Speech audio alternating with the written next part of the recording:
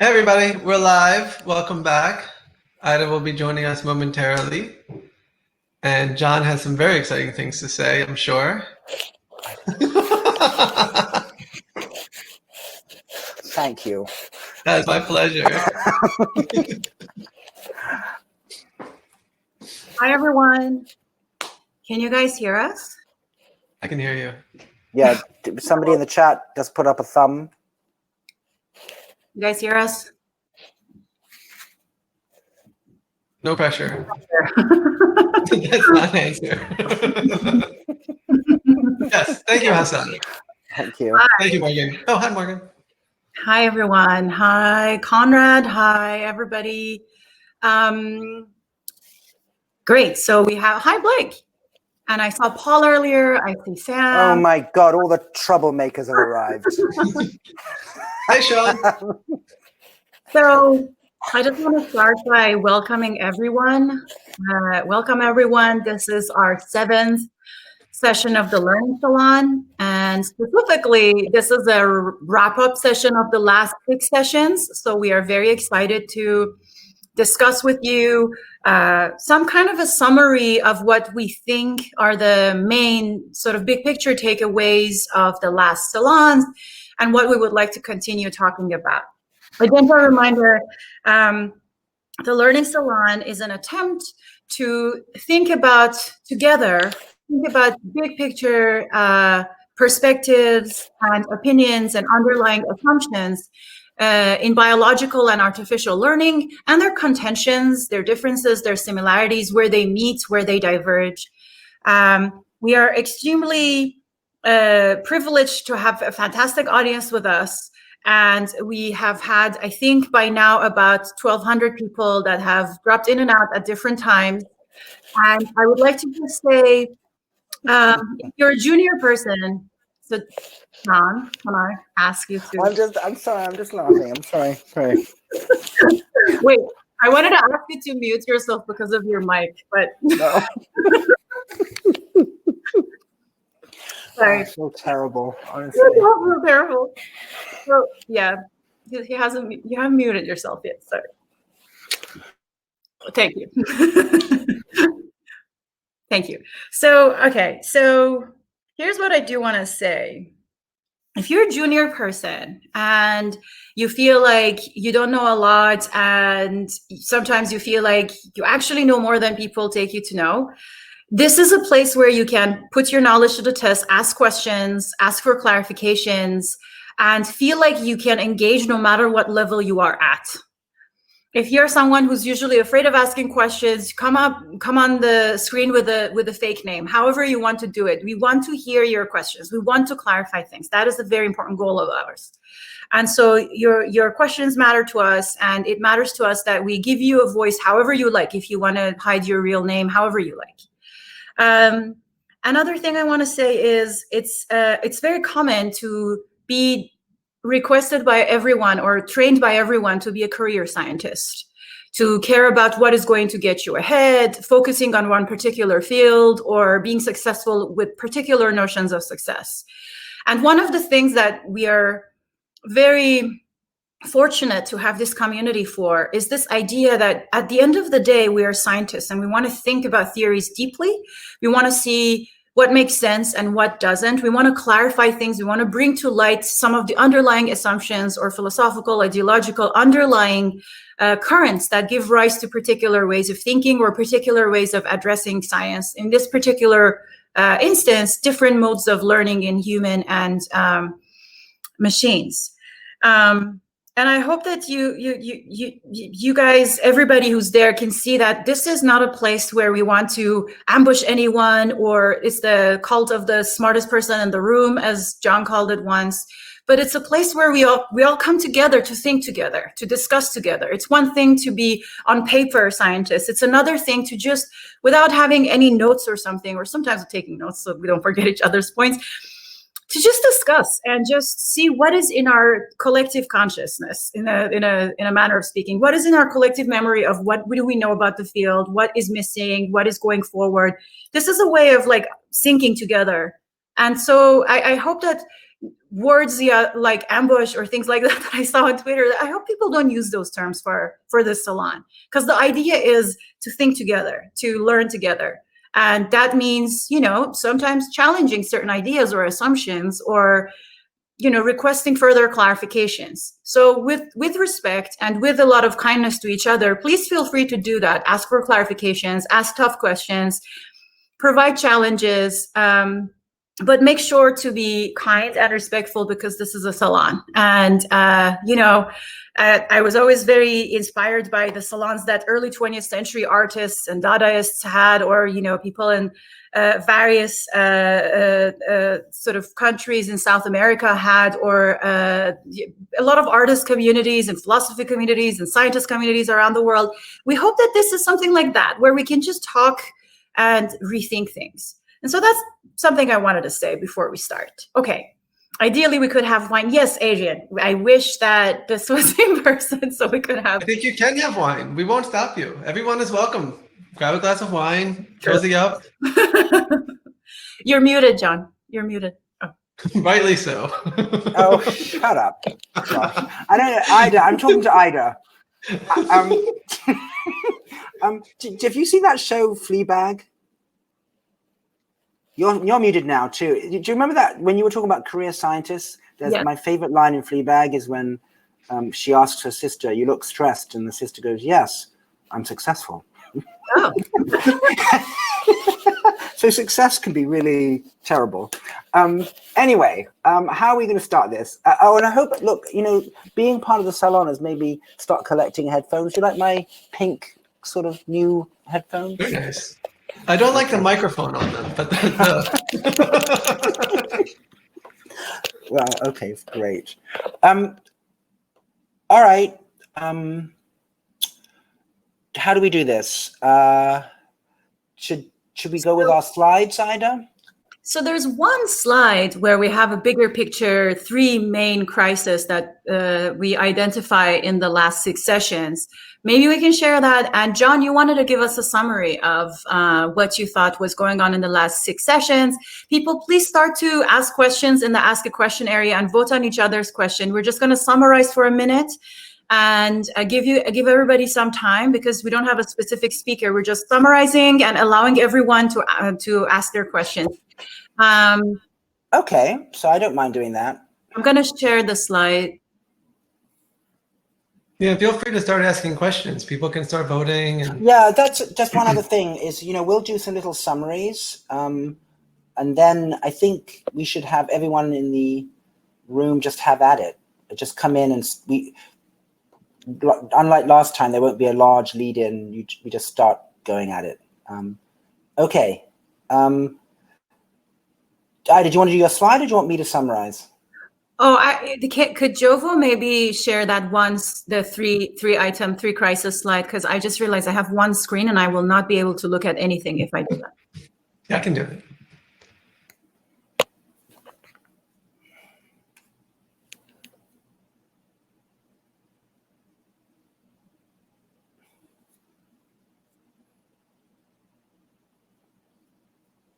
Sorry, I just have to find my other screens. We're close. We're very close. John, your previous headphones are receiving love from Conrad. Conrad always finds a way to make a compliment be actually the reverse. By saying that my previous headphones were cooler. I'm going to deal with him later. Okay. Everybody can see now? Go on then, Ida. Yeah, sure. So maybe one way to summarize very quickly before John gives us maybe a little bit more in-depth summary is that perhaps the 3 crises that we observed in the last 6 sessions could be summarized as crisis of methodology, where what Conrad and other folks, for instance, Adrian, talked about was that understanding failure modes of neuro methods is lacking. And we are incentivized to illustrate their success modes and hide their failure modes, and we need to change our methodology to some extent.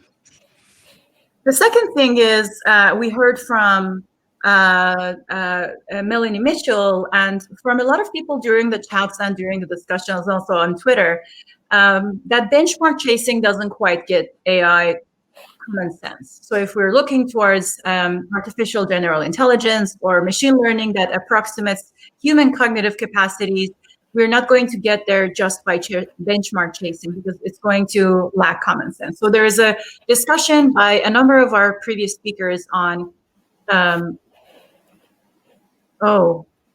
Adrian says that my sound is going in and out.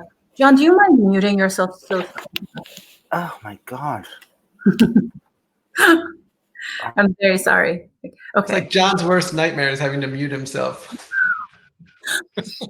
And then the last one is the crisis of reductionism. And that's when what happens is that people might start to use neurons as explanations as opposed to evidence for a higher level explanation. And I think this also nicely connects to what Adrian had in terms of low D and high D models. And so I feel like it's not that each of these are specific to one or two speakers. A lot of the speakers span across these. So there's a way in which we can't extrapolate from very low-level neural representations to all of cognition. So there's a crisis of understanding the appropriate level of representation or level of explanation when we are talking about sort of different kinds of neuroscientific or machine learning findings. And it's very useful to use rodents or evolutionary sort of approaches or phylogenetic approaches. However, these are not sufficient to explain cognition or get us artificial general intelligence. So while it's useful for us to look at all levels of explanation and think about different levels of evolutionary and biological sort of explanation, it's not sufficient to get all of cognition. As you can see, there is a connection between all of these three. For instance, the idea that connectomics doesn't give us meaning or predict behavior completely or capture entire cognition falls under crisis of methodology, crisis of meaning, crisis of reductionism. So you can think this might be a good summary of just the kinds of challenges, higher level challenges that we are seeing across these 6 past sessions.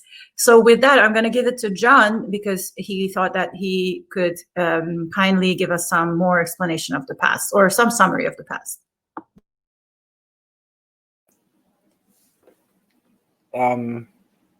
Thanks, Ida. I'm just going to hold this out like this so you don't get irritated. Okay. Before we came on, Josh, Ida and I were talking about this salon and what it's been like. And Josh said something quite interesting, which is we can all do our neuroscience work and ask questions that are local to what we're doing, but we're not usually challenged on the big picture of what we're doing, right? In other words, we don't really, I remember teaching the neuroscience grad students at Hopkins and asking them why they went into neuroscience. And they went, well, a lot of them said we'd like to understand cognition, and what they mean there is sort of thinking. But then you get into your details, you get into your methodology, you get into the nitty gritty, and you get out of practice having to explain after you've had your interview to get into grad school or wherever, of really trying to sort of embed or contextualize what you're doing. And then what salons like this do is that they make you have to sort of explain why your particular project is the one to get to the big answer, right? So Conrad, who started off the salon, said, look, I'm going to show you that doing nitty-gritty neuroscience on a microprocessor doesn't get you to the big answer of what it does. Now, of course, that led to all sorts of rage, but the point was that sometimes the work that you do no longer is the best way necessarily of getting the big answer that maybe was the reason you got into the field in the first place. Okay. And then I think Conrad has gone on to say, well, maybe we need a better way to have a congruence between our big question and our methods, and maybe they've diverged. Okay. And then, Adrian came on, and I think Adrian, but because she's so ecumenical and has worked at so many different levels, I would say that some people don't feel the same tension because they're not necessarily worried about one big question, but they're willing to show ingenuity and be more local with their questions with respect to the particular system they're currently working on. So and Adrian, of course, is here today, so she can answer back, but I think she's more pluralistic in the questions that bother her. And so it's not the mismatch between the way you're doing your work and the big question is less acute. Melanie came on and she goes straight to something which I think all of us, worry about when it comes to AI, which is it just feels like that declarative reasoning meaning machine that we all are, and we're all manifesting that strange capacity right now on this, on this salon. It's just like the elephant in the room that is so huge that there are various ways to try and either admit that it's a mystery, like Melanie does and others, or sort of try and deflate it somehow. And we'll get to sort of attempts to deflate it in a minute. So I think Melanie is worried about something very, very big. And I feel intuitively that it's huge. And I have no idea whether from the neuroscience side or the AI side, how to bridge the meaning gap that Melanie talked about. It does seem like a strange, a bridge too far. Then, and tell me guys if I get anything, we had Tony on, right? Was Tony the next? Yes. So Tony, in the sort of, in my view, slightly deflationist mode, feels that if we could just look at the circuitry of a lower mammal, that we would have some moment, and he said it while he was on, to his credit, that somehow if you just looked at the circuitry in the connectome, that there would be some moment of insight, some sort of canonical truth that would reveal itself from the physiology and anatomy of the mouse that would lead to a moment of remarkable extrapolation to cognition. Okay. Then we had, who was next? Was it Paul? No, who was after Tony? Oh, no, it was Marcin. Yeah. So Marcin, actually, interestingly, going in the reverse direction from deflationism, actually talked about that the demise of the computational theory of mind, of cognition, had been exaggerated. And people like Marcin and other people in the philosophy of mind literally state that if you're going to have a computational theory of mind, you have to, by definition, have a substrate independent account. Okay. Now, it's very important not to mistake substrate independent accounts of cognition without believing in what they call physical computation. In other words, they do feel that ultimately it will have to cash out in some way with physical degrees of freedom that may or may not be neural.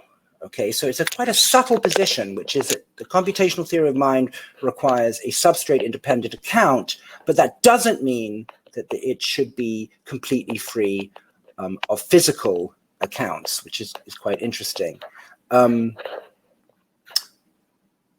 Paul is another kind of deflationist who feels like if you incrementally, from the Cambrian explosion onwards, have an account of the sensory motor system, then in some way you will be able to sort of not have to come up with a computational / representational substrate independent theory of mind. Now, of course, I completely disagree with that. And I think the AI field has to also. And I also agree with Marcin, who in his book says he has no idea really what a non-information processing view of cognition would actually be. And he's quite funny about it in his book.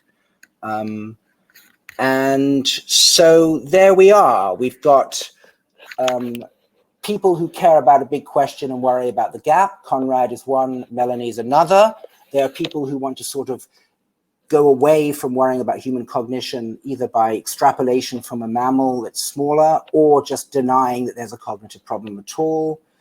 And then there are people who are more interested in asking more local questions without being deeply worried about this cognitive gap. And so I think that's really what's been going on here, is how worried are you and how real is this problem, and what's the best way to tackle it, theoretically, through AI, or through neuroscience. And so that's what happened. I hope that I was sufficiently simplistic and unfair to all of your positions, so those of you who are here can jump into the room and clarify, and I'll stop there. I just want to say, Paul is saying, I don't think the summary of my view was good. Of course he would. Yeah, but Paul is a deflationist. He's just got to admit it. But he can always come in and explain himself. All right. So who wants to... So we can start looking at the question area, and we can kind of prioritize maybe our former speakers at some point, oh no, we already have votes for questions. So should we start with the questions? Or Jovo, do you want to say something before? I love you guys. But we didn't give you a chance to make perhaps your summary. You did a great job of talking to us an hour before about your summary. So I think you guys did a great job. I think I want to hear what other people say, and I'll fight you guys later throughout rather than now. So we're gonna start calling people's names to come on the screen and talk to us if that's okay. So the first question is Jonathan Flowers. Are you here? Would you like to? Jovo, could you invite him on stage? What is it? On screen? Living room? Into the living room. He has been invited.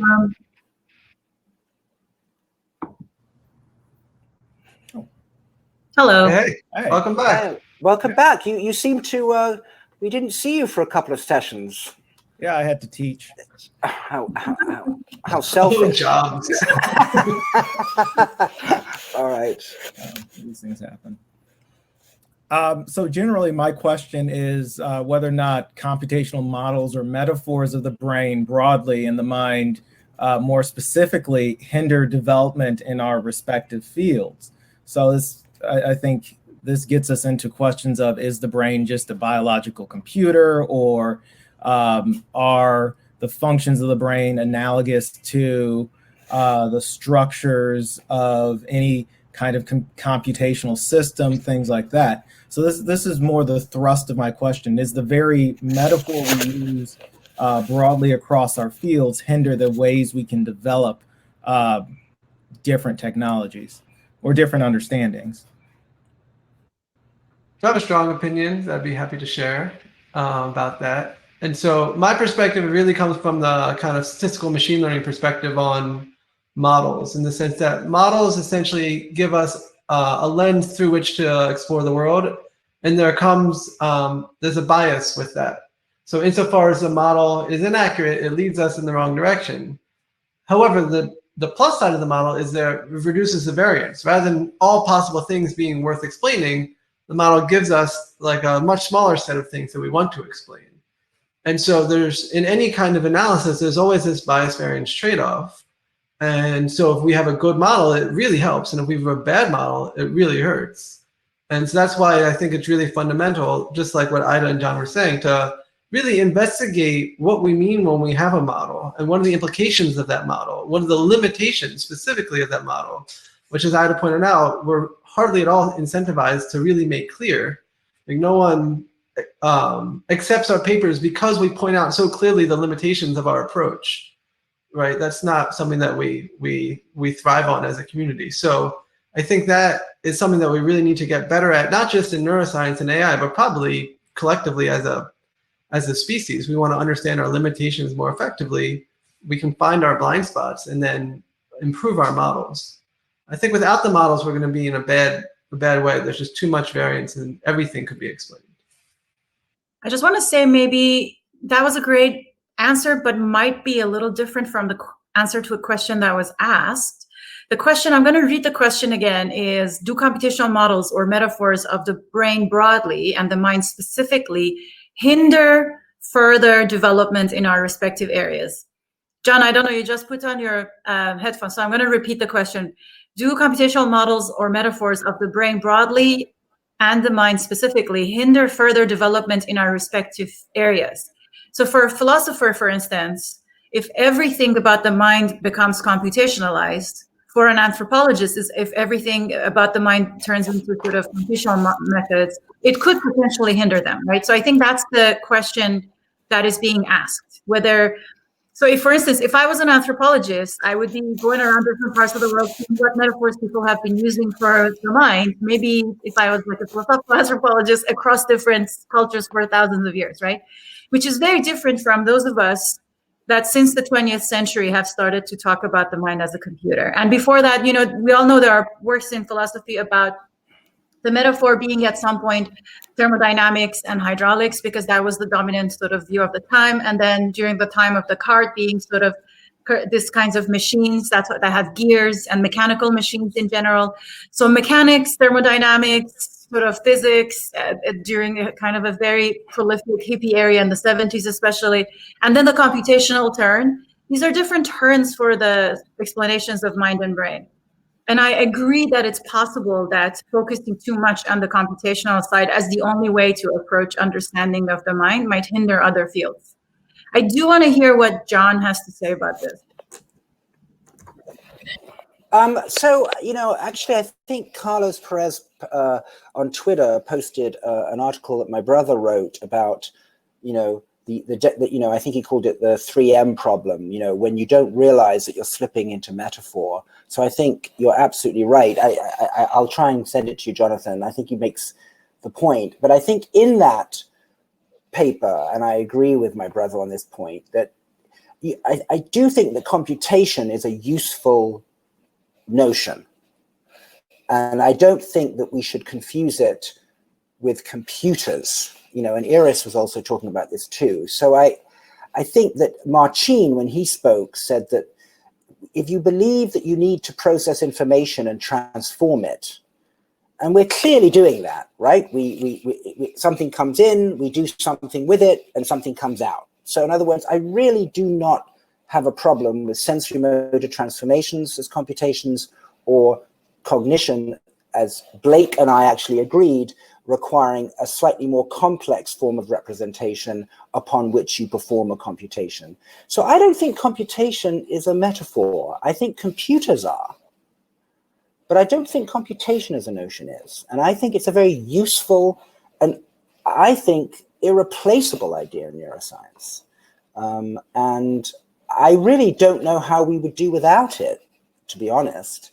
And I think where we'll disagree is on the representational side. In other words, how self-referential should representations be that you compute on. And you know, Blake and I disagree in so much that he feels that meaning is just a matter of relations between symbols that don't themselves have to refer to anything.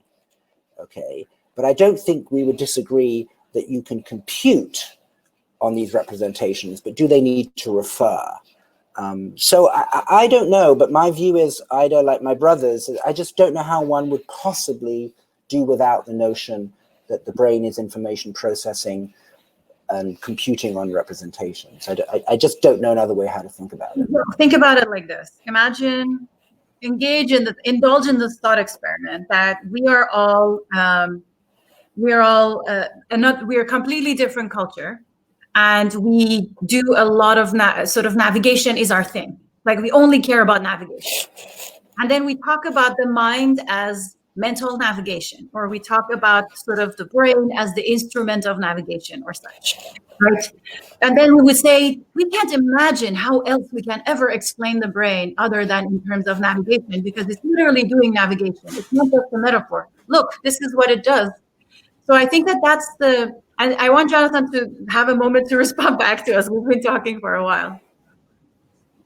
So my question really comes sort of in Ida's vein, right? So if we used another metaphor, another model to talk about what our brains are doing, right? So I take the point that we can talk about what we're doing as information processing through, say, computation as a metaphor, but that I think commits us to certain certain presuppositions about how said composition, how said information processing goes on. And to use Ida's metaphor, if we thought about the brain as a gigantic sextant, right, as a navigation aid to coordinate the different parts of an embodied system, while we could still talk about that computationally, I think the kinds of research, the kinds of assumptions we make about intelligence, about cognition, about brains themselves would proceed in vastly different ways.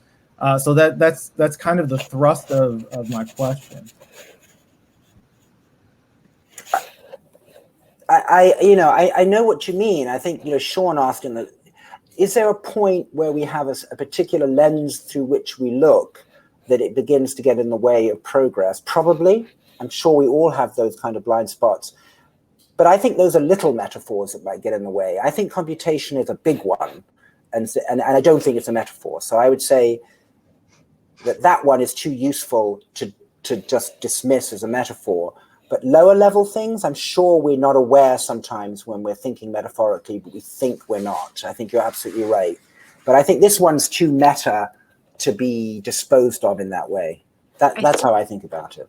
I also think we need to ring a bell every time that John and Blake agree on something, and right now we are really and I feel like I want to do something ceremonial in order to sort of mark this moment. Oh, and let me just say, somebody was asking what I meant to Blake. I think that there's this idea that rule following or just correctly manipulating the relationship syntactically between objects is meaning. Rather than in the way that I think Melanie means it, and I agree, that it actually refers to something. And that, of course, gets us into trouble because then you get the symbol grounding problem and things like that. But I think that there's a way of saying that if you just follow the rules and everyone agrees that the rules are being followed, then that alone is enough. And I think that's where the disagreement is. But I don't think there's disagreement about having varying degrees of complexity of representations upon which you perform computations. Yeah. Am I unmuted? I don't know if I am. Yeah, okay. Yeah. So I'm actually agreeing with the vast majority of what John has said there. Computation. Is that even allowed? What's that? Is that allowed? Yeah, apparently it's allowed. I don't think that computation is a metaphor. I would argue that the word computer is also not a metaphor, but that really depends on the definition that you're going to adopt for computer. But I think it's undeniable that if you look at what computation is actually defined as within computer science and how computer scientists tend to use the word computer, then the brain is literally a computer doing computation. It's not a metaphor. It matches the definitions as given and as used by the field of computer science. Now, you can ask whether that's useful or whether it impedes progress to focus on that. Because, similarly, like, we can view many different objects as being literally X or literally Y because they are, right? Like, technically, air is literally a liquid. Now, does that mean that I always want to think about air as a liquid when I'm modeling airflow? Not necessarily. It depends on the application. So I think it's possible that we maybe sometimes want to step away from the computational reality of the brain for certain purposes. But I think that the entire, like, a lot of progress has actually been made with this understanding that the brain is a computer. And I think it would be a shame to throw that away. And I think that as John said, there are some people who worry about the symbol grounding problem and the question of meaning. But if you're one of these people who doesn't think that's a problem like me, then to some extent, this is not an issue. You can say the brain is a computer and it doesn't raise any tricky philosophical questions. So I'm less concerned about throwing away the metaphor of computation and more the ways that the exclusive focus of the brain as computer as a metaphor or computation narrows the ways in which we pursue our different kinds of inquiries, right? So it's fine to say within computer science, the brain is literally doing the kinds of computational exercises that the computer scientists are interested in. But insofar as we start thinking about the very real distinctions between, or the very real ways that the metaphor narrows how we approach the subject, I think we start running into problems like, how do we compute ethics, or how do we compute art, emotion, so on and so forth, right? So my general concern here is not throwing away the metaphor, right?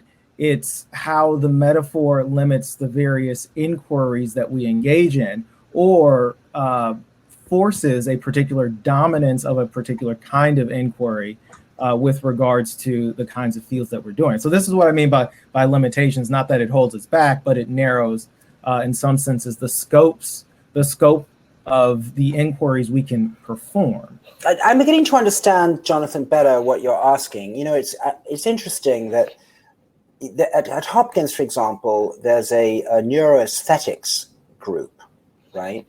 And I'm actually quite down on it. In other words, and there's also, there's the neuroscience of business and the neuroscience of law and the neuroscience of art. And I actually feel that's highly problematic. So I don't think it's the computational metaphor that's at risk. It's the unbelievable greediness for seductive neuroscientific explanation. So I would say it's neuroscience that is going where it shouldn't be going. I don't think the computational theory of mind should be guilty. It's neuroscience that thinks it's going to come up with the fundamental explanation for every other area of human endeavor. That, to me, is much worse than metaphoric thinking. It's a kind of dictatorship of one area that thinks that it's going to come up with explanations for all the other ones. So if that's what you're getting at, you're 100% right. And in many areas of human endeavor, I think neuroscience should just shut up, frankly. I'm shocked by how much I'm agreeing with John right now. I couldn't agree more with that last statement. The analogy I would give is, we don't want to explain everything with, low-level particle physics, because it's just not a useful reduction sometimes. That doesn't mean that everything doesn't reside on particle physics to some extent. And likewise, all of our behaviors, our ethics, art, whatever, do on some level depend upon the operations of our brain. But it's foolish for neuroscience to try to then overreach and say it's going to provide the explanations for all of these things, because it's just not a doable endeavor. And that's probably a far more dangerous thing and a more common failure mode in science than the computational idea of the brain somehow affecting our understanding of these things, I would argue. Would it be concordantly be foolish to say that computer science could ever compute some of the same things that you're talking about, insofar as it? I think on some level it must be the case that, say, our ethics are a result of computations. I think that's just actually a non-question. It has to be the case. The evidence for the material nature of our mind is insurmountable, in my opinion, at this point. And once you accept that, it's a natural conclusion to assume that these things depend upon the computational properties of our brains. But that doesn't mean that explaining them is best done at that level of explanation. Okay, better. I think that's important. That's very important, because it's one thing to say that our best bet at understanding the brain is computation. It's another thing to say the only level of explanation for the mind that is useful is the computation approach. Exactly. Those are two different statements, and I agree with the first, not the second. Exactly. So I think that Jonathan did a great job of bringing this up. No one had so far in none of our salons or in the field, other than philosophers, discussed this before. That, at the level of explanation of mind, especially, this matters.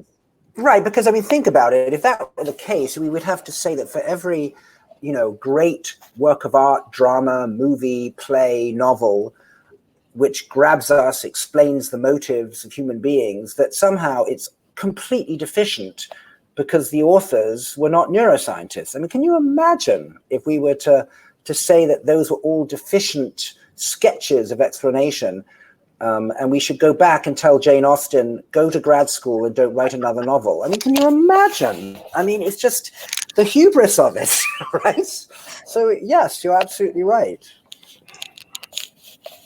I think I agree with everything you're saying. I would say that it's on the one hand, it's obvious that neuroscience doesn't explain all the stuff at this level. On the other hand, it's really compelling and easy to conflate these kinds of things. And this is a trap that I've certainly fallen into, and John has pointed out to me many times, and I'd say lots of other people, where we confuse, what is the right level of explanation.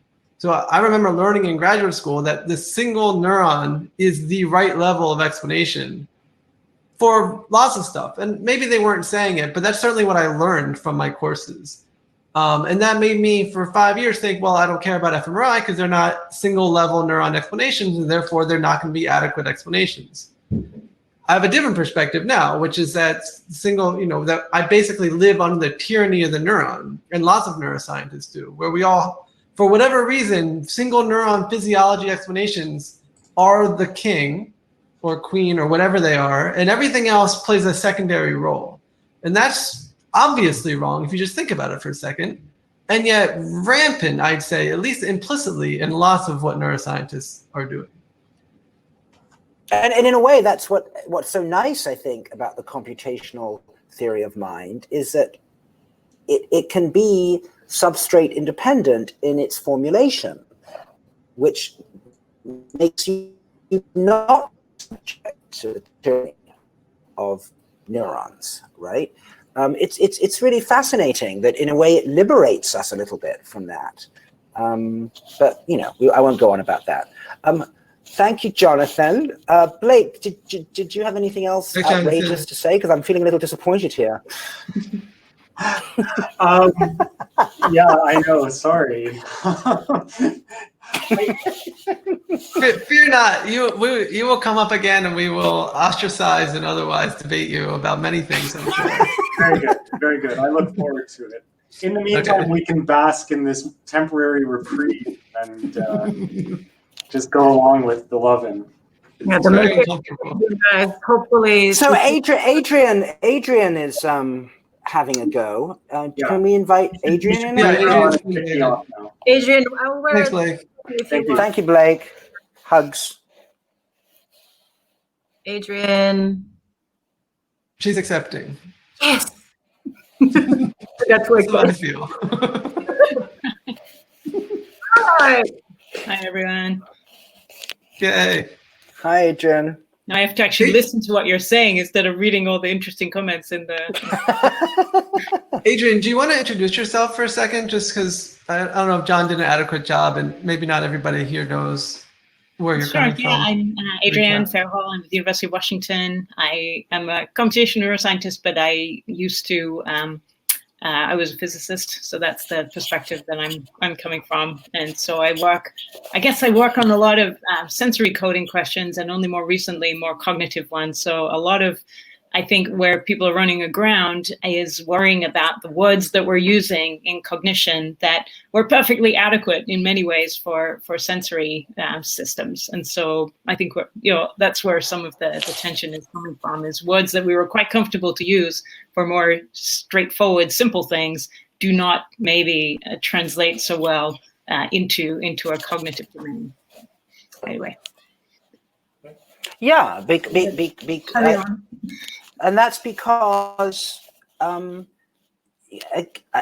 think we're going to have to come up with new ideas. Intentionality is one of them. One of the interesting things about thought is it's about things. It refers, right? In a way, it gets to, I saw in the chat people saying representation. In other words, the idea that there has to be some homomorphism between the world and the brain It has to be true, otherwise evolution would have done us in. Okay, but there's a spectrum.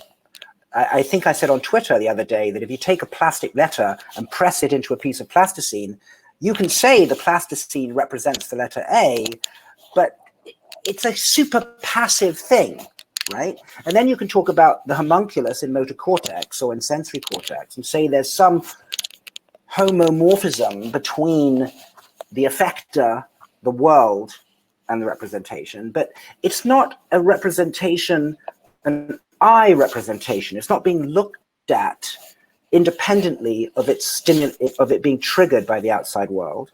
And all I think people in cognitive neuroscience worry about is you go from the plasticine letter to primary modality cortical areas that you mentioned to this other kind of representation, you know, like Ida works on, where you basically have a model that you can look at instead of the world at a delay. And that kind of extra is a challenge for us. And it is going to require, maybe not new vocabulary, but it's going to require new concepts that go beyond the way we think about sensory motor neuroscience. And I completely agree, right? Because sensations and motor pieces are kind of this input and output ends of just a flow of dynamics from input to output. But there is a level at which we do form concepts that we're able to manipulate by thought. And I have no idea what that is in the brain. And I do think it's very distinct from the dynamical responses that get triggered by sensory stimuli. We've done pretty well at kind of strobing that, right? And pulling off a firing rate and saying that is that at this moment in time. But that's a lie, right? Because everything is time dependent. You go back to the classic papers by Movshun and others, they completely throw out time, right? And it's all temporal, in fact. And so even the old-fashioned idea of a firing rate representing an input is kind of a fantasy. Right. But it doesn't make it not useful, right? It still sure. is the response that is triggered by a well-defined thing. So in that sense, it is still a representation. It's just not, that representation concept is not one that will translate to the abstract level where we're trying to manipulate concepts. Yeah, I mean, you know, Nick O'Shea wrote a wonderful book on the notion of representation in cognitive neuroscience, came out the year before last. You know, Nico Kriegerscourt has written about it. Piccinini has written about representation, and they all admit that the about type of representation, the representation that is looked at for content and reference that isn't sensory motor, is a real challenge, all right? And they write about it very beautifully. And I think that needs to just be accepted for what it is. But, you know, neuroscientists aren't that familiar with these gradations of the notion of representation. The philosophers have been much more thoughtful about that, I think. I think because we're not trying to do the kinds of experiments where that becomes relevant. You know, we've all kind of run for the parts of the problem that are solvable in some sense. So that's why there's so much activity, right, in sensation and motor. But we're not really setting ourselves problems in which you force the animals to form a representation. You watch how that representation is manipulated in a certain task. Even the more cognitive things that we're trying to do with the buffalo and others, you know, the sort of Wisconsin card sorting task, you could still do that in a pretty banal temporal way that doesn't require really the formation of a manipulable concept. Although Adrian, I think people like Stefano Fusi, maybe Tim Behrens, you know, Stefano's latest work on prefrontal cortex and hippocampus, where he's actually showing geometric abstractions in population space for context.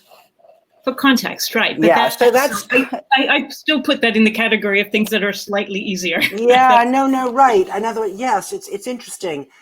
But would you think that context might be on the way to that aboutness? Do you think, or is it still more in your camp, the sensory motor? Still somewhat more straightforward, right? Or at least. In those experiments, what is the representation exactly? What it says is that the dynamics of processing that information has settled on a rule that passes it through a certain geometric structure, right, in order to better discriminate. And so we've sort of taken the idea that the rule is represented and turned it into a rule, a dynamical rule.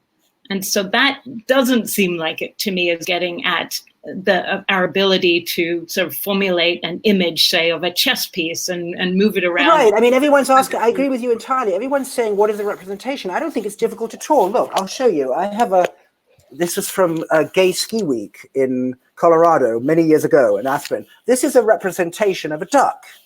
Okay, this is a pink little duck. All right, now it's not a real duck. And I can look at this and think about ducks without a real duck anywhere. I can close my eyes and imagine a pink duck. And in fact, like a voodoo doll, you could put needles into this duck and there could be another duck somewhere that would feel incredible pain. So representation is a stand-in. It's a substitute for the real thing that you can operate on without having to have the real thing anywhere in sight. It's not that complicated. Well, okay. I mean, fair. But I mean, yes, that's what we mean when we talk about representations in cognition. But I don't think that means we're not allowed to use the word representation for the other things, right? When you show a stimulus, it builds a representation in visual cortex. I mean, I think that's a fair terminology. And this is an orange moose from Sweden, right? Which is also an abstraction, right? How many random little plastic animals do you have right there? So what I'm saying is actually, you know, it's interesting, Adrian. You don't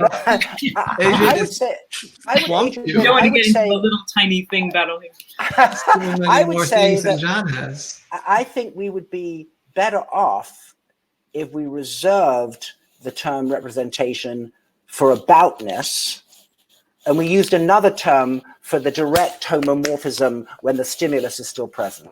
Yeah, I think this comes back to things that were going on in the chat. You know, people maybe with a more philosophical training are more rigorous about word use and are therefore more bothered when people use it in ways that don't align with a very well-defined, within a definition. And I think you're right that neuroscience as a field is sloppy with language. And that has had a lot of advantage for us because it has given us metaphorical tools to work with, right? The idea of neural coding is, I mean, it's dubious, but it's not wrong. It's a roadway, you know, it's a crutch, stop, a kind of crutch to maybe a deeper understanding, but it was a useful one. It helped us. Just to make sure we don't like anger the gods of the matrix by being too much of in agreement. I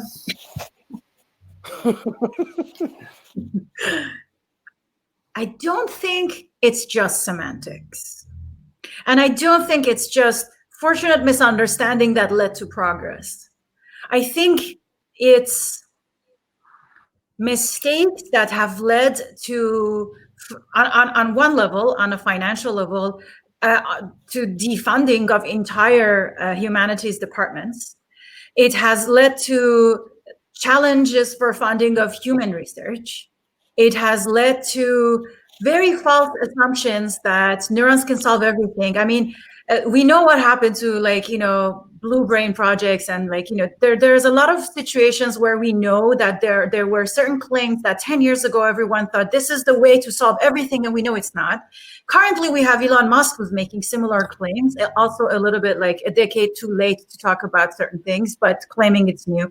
We've been here before. We've been in the situation where it's not just about mistaking semantics because philosophers are too picky or too sensitive about words. It's actually, you know, there is a fantastic book in rhetorics called How to Do Things with Words. And things happen when we use certain words in certain ways. It's not just a matter of semantics. I just want to understand what it is that you're pointing your finger at. So on one hand, we maybe have some conceptual or some methodological even sloppiness because we use the same word for many different things that aren't really the same thing. I think the defunding issue is more about the claim that we can learn about that by looking at single neurons or at the activity patterns of neurons.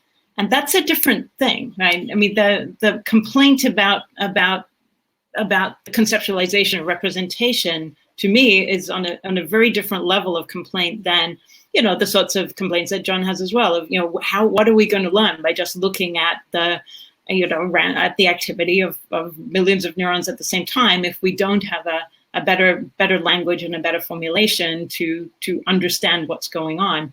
I'm not sure that it's the misdefinition of representation that's standing in the way between interpreting activity patterns of millions of neurons and a better neuroscience that is more maybe holistic, that has a better language for thinking about what cognition means. So, I just wanted to surface that I think your objection really is more about that program of that meaning will just emerge from the recording of millions of neurons, rather than this particular issue about using the words, say, computation and representation sloppily. So there's different levels of this sort of bigger issue, right?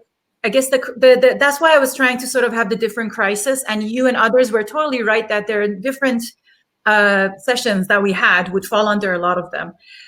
I think that there is what would it take if we have confused explanation and evidence when it comes to neurons? What does it entail? What are the different things that happen then? First of all, we're not going to get explanation. We're not going to reach the understanding that we want, because we have the entire connectome of the fly and it's not solved. What it does, it can't solve everything that this fly does, right? So for instance, having that entire knowledge, even if we had it, it's not going to solve all the levels of explanation problems that we need. And we are smart enough to be able to see it now. We don't need to first get there and then realize, oh, but we didn't solve the problems.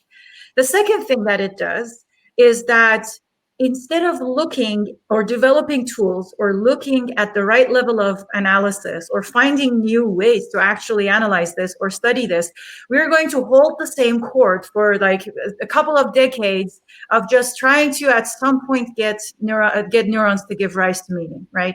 And so the example that I gave, I think, in one of the last ones is this church in Germany that was playing this piece. And this piece, it's going to run for 600 years. And one of the chords was being changed after 2 decades or something. And I feel like we should make sure we can avoid that. If we think about these things, we can avoid holding some chord for 2 decades without anything changing and not having progress in neuroscience. And like, there's so many resources we're using if we do that. So I fully agree with you. So I think that what I tried to disagree, and we ended up agreeing again, which is that it's not just about the semantics. It's not just about using the wrong words. It's actually about entire programs of research, entire approaches to neuroscience being counterproductive and blocking. Don't make that my argument. I'm quoting no, John. but I just think, just to say, in a way, Adrian, I think what Ida is also saying is, on the one hand, you're saying, yes, we're going to need something else to get to this cognitive variant of representation, and it's not going to yield to the sensory motor approaches.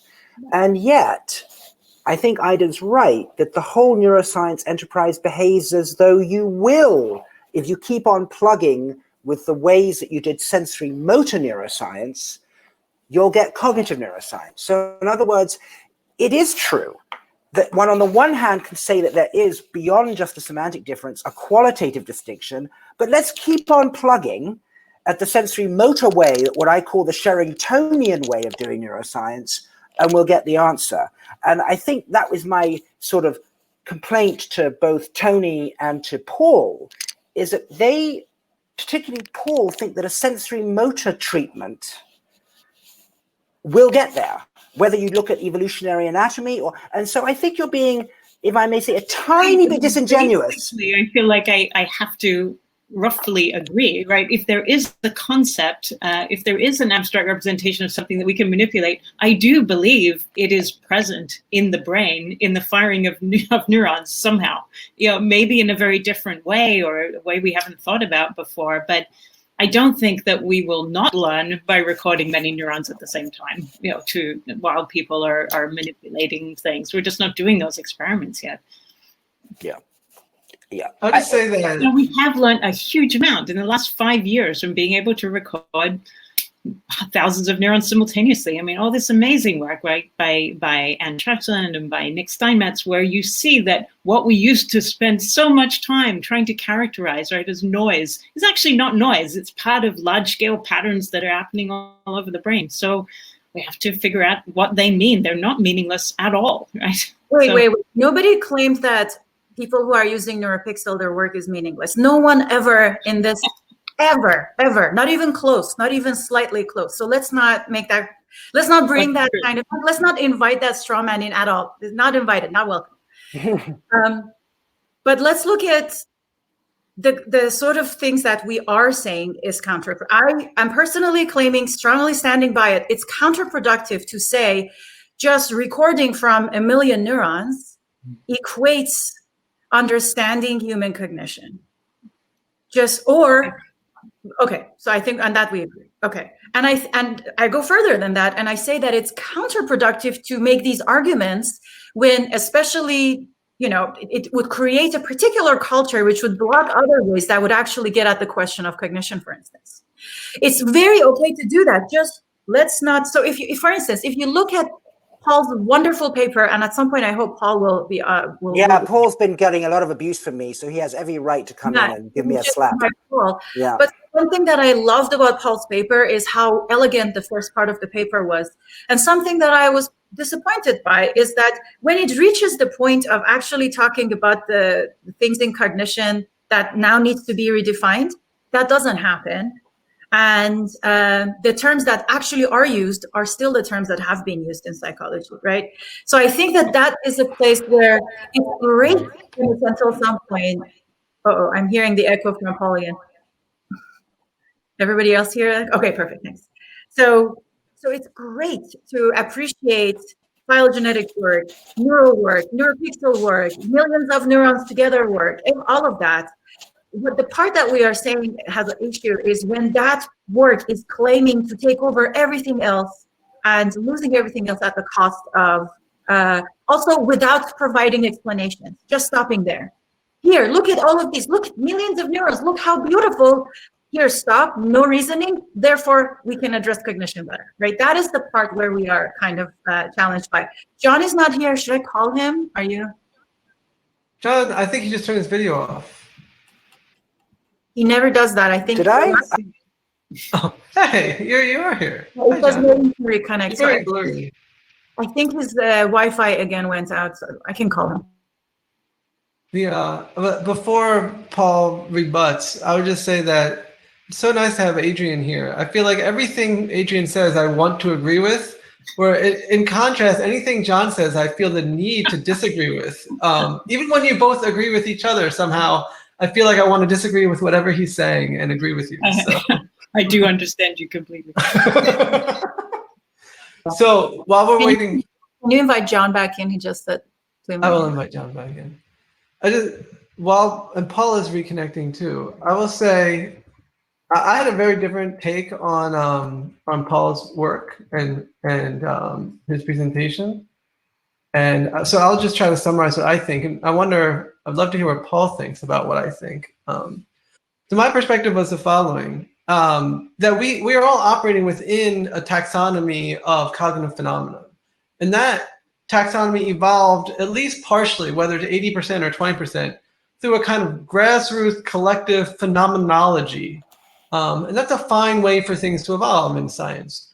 But one could imagine having a principled methodological way of establishing constraints or guidelines for learning or inferring a taxonomy of cognitive phenomena. And that it seems like a laudable goal. It's not obviously a plausible goal, but it's a laudable goal. And then Paul proposed that A, we should do that, and B, a way of doing it, which I think John says. But like I just said, he never got to cognition. He didn't get to cognition. I know, he didn't say he was, I don't think he was answering the question. He was proposing a framework that one could use to get to that answer. And there's the two different things are, should we have a principled methodology to learn a taxonomy of cognitive phenomena that would, for example, give us new concepts that we don't have yet? But cognitive neuroscience are methodological. I mean, it's just insulting to all the other areas of science to say that they need to be looking at the Cambrian explosion to understand cognition. It just doesn't. But I just wanted to say something to what Adrian said before Paul comes on and gets furious. I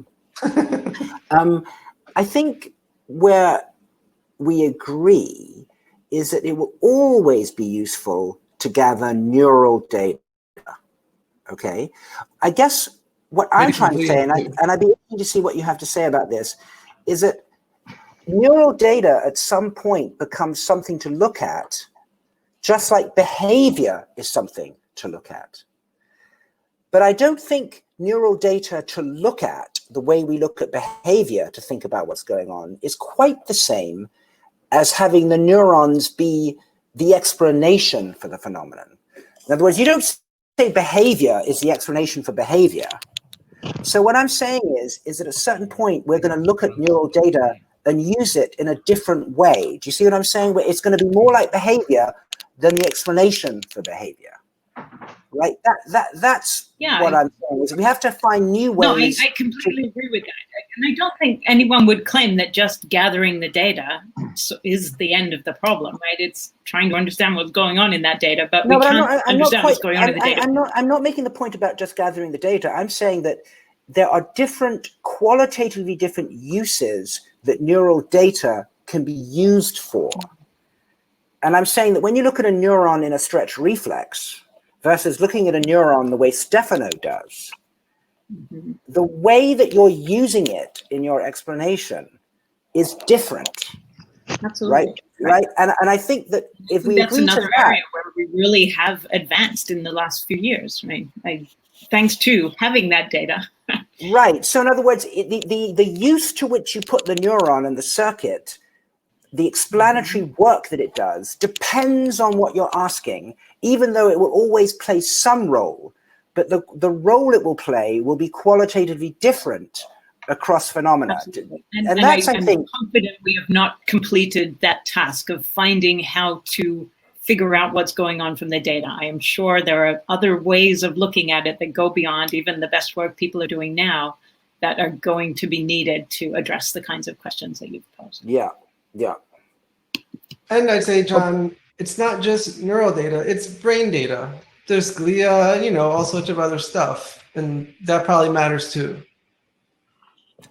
Yeah, right. I mean, I wish I could come up with an analogy about how the same object can play a different role in the question. Can you use your little plastic duck? No, my duck isn't going to do the job now. But in the meantime, while I'm trying to think of a clever analogy about what I'm trying to say here, maybe we can have poor Paul defend himself. Well, I would just like to. He gets to defend himself. I would like to. I would just like to describe my viewpoint rather than have John do it for me, because I don't think you did it fairly. I mean, again, you're doing the my way or highway approach, which is what I'm not. But yes, I just disagree with you. If I am, well, no, but it's a little. Don't make this like a presidential debate, John. Yes, I am speaking now, Dr. Krakauer. John, please speak for yourself. Sorry, I was just trying to be Kamala Harris there. I am not suggesting a tyranny of the neuron, not at all. And I don't, think that we can just. I'm not sure why you call it deflationary to say that we need another source of information on top of all the other sources of information that we all agree we want. Behavioral data, neural data, recording it at the level of MRI, at the level of single neuron studies. I'm just saying, hey, here's this other data set, and it actually tells us something. It tells us numerous things. It limits the possible search space of computational level algorithms that the brain might be implementing. It limits the kinds of sort of theories about the brain that are worth exploring because some are better compatible than others. And so it's a little bit like, I think Josh was saying it just as I was having essentially a Wi-Fi problem, so I didn't quite catch it. But Josh was saying that, and we had this small exchange over email, that there's another source of information, and it might tell us something. Yeah, but But also, I would like to also respond to the question of meaning, because I think you portrayed my view as saying, "Oh, there's no problem with meaning; we can just do away with it." That problem is actually the thing that's been driving my own research since I was a grad student. I think it's the biggest problem we have. And when I say we, I mean AI people, neuroscientists, philosophers, psychologists. Everybody is facing that problem. In part, I think, because our models need, leave a lot to be desired. Our methods are not maybe fully integrated across different levels, and there's many aspects of it, and there's no one big answer that I would propose. But I do think there's some useful insights that come from considering the fundamental problems that living things, mobile animals encounter in their life. And this is where this control aspect comes in, because certainly in those cases, the meaning is relatively trivial, but that doesn't mean, that we'll get meaning that magically we'll understand the meaning of words and the meaning of creative acts that humans perform. And, I'm proposing a perspective that I think is very well grounded by an additional piece of data. And, it doesn't explain human cognition, but, what can I say except, well, we're not there yet, but I don't think 70 years of classical cognitive science is there yet either. And by the way, incidentally, I was recently part of a seminar. I was invited by Michael Anderson, who's a philosopher who thinks about these things from the other end, from the very much human data. I don't know how many people are familiar with his work.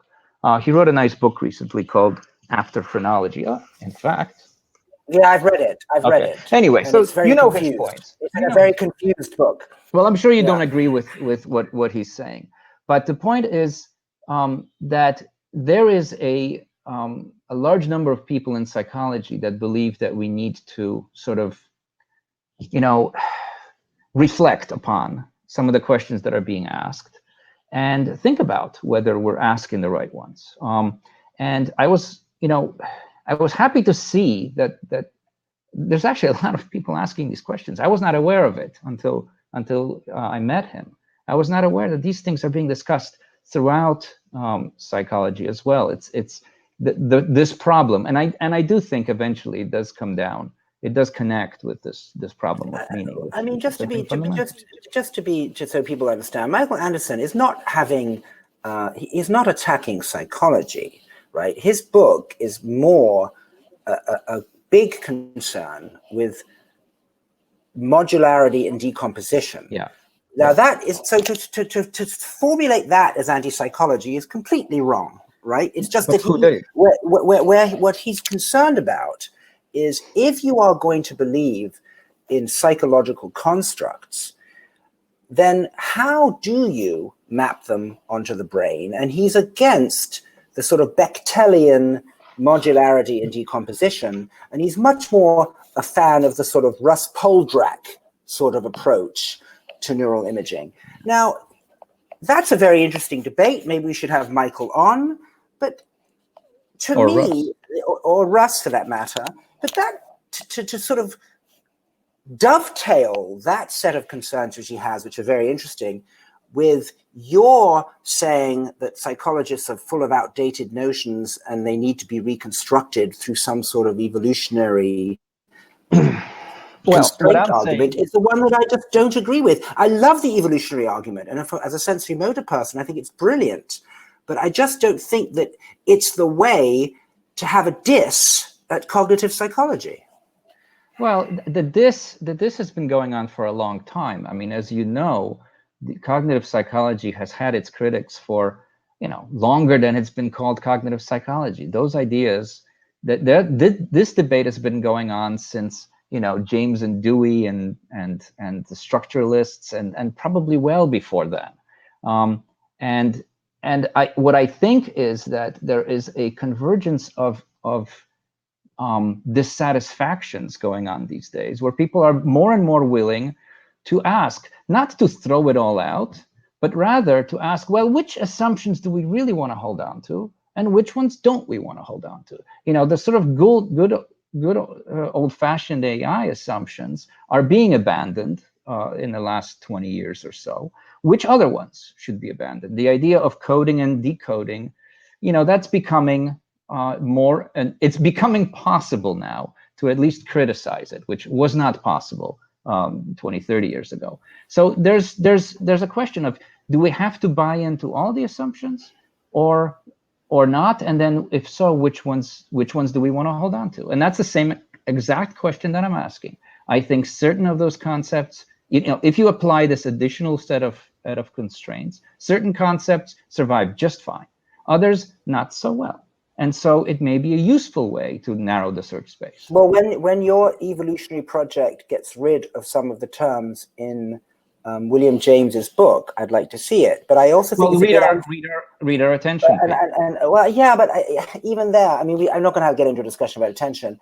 All I'm saying is that I think one has to distinguish between psychology and behaviorally based task constructs and attempts to map them onto the brain. Michael Anderson is concerned about how those map onto the brain. If you're concerned about that, that is not an attack on psychology. It's an attack on how we meld psychology with neural structures.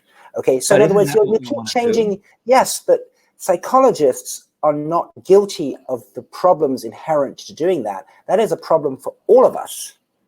And all I'm saying is the sensory motor approach is no more likely to succeed than having psychologists try and map their experiments onto structures. That's what I'm saying. Well, unless it maps better. Well, I haven't seen a shred of evidence for it. Well, all right, that's a whole other discussion I don't want to monopolize, so I'll Thank you for joining us, Paul, despite the animosity, unrelenting animosity. It's just that I think evolution is. I think if Paul is known for bringing evolution back into neuroscience, it will be the biggest educational advance that we've had in a field which forgotten about evolution. I'm a huge fan of it. Look, Leah Krubitzer was there before me. John Cass was there before me. So I'm not gonna be the one to do that. All right, so. Oh, I think you underestimate what you did there. Cool. That was a positive note to end that conversation on. Just don't think it needs to be joined with an attack on psychology. That's all I'm saying. You can end on a positive note. I think that's okay, Paul. I mean, on that positive we can't. note, We can't. I must disagree. For everyone who doesn't know this, so Paul and the Salon sort of hosts, we've had like email chains, and it has gone on, and John has been ranting and Paul has been replying. It's been like a very wonderful process. John and I've been arguing since like the mid-90s, so this is small. Exactly. We've been arguing. So basically, I think that it's great that this sort of back and forth happens. And I hope, Paul, that we can see at some point specific, maybe more precise and a little bit potentially more realistic version of how to incorporate phylogenetic understanding or lineage into our understanding of cognition. Because I know that there are my colleagues working with reinforcement learning, people at Microsoft Research.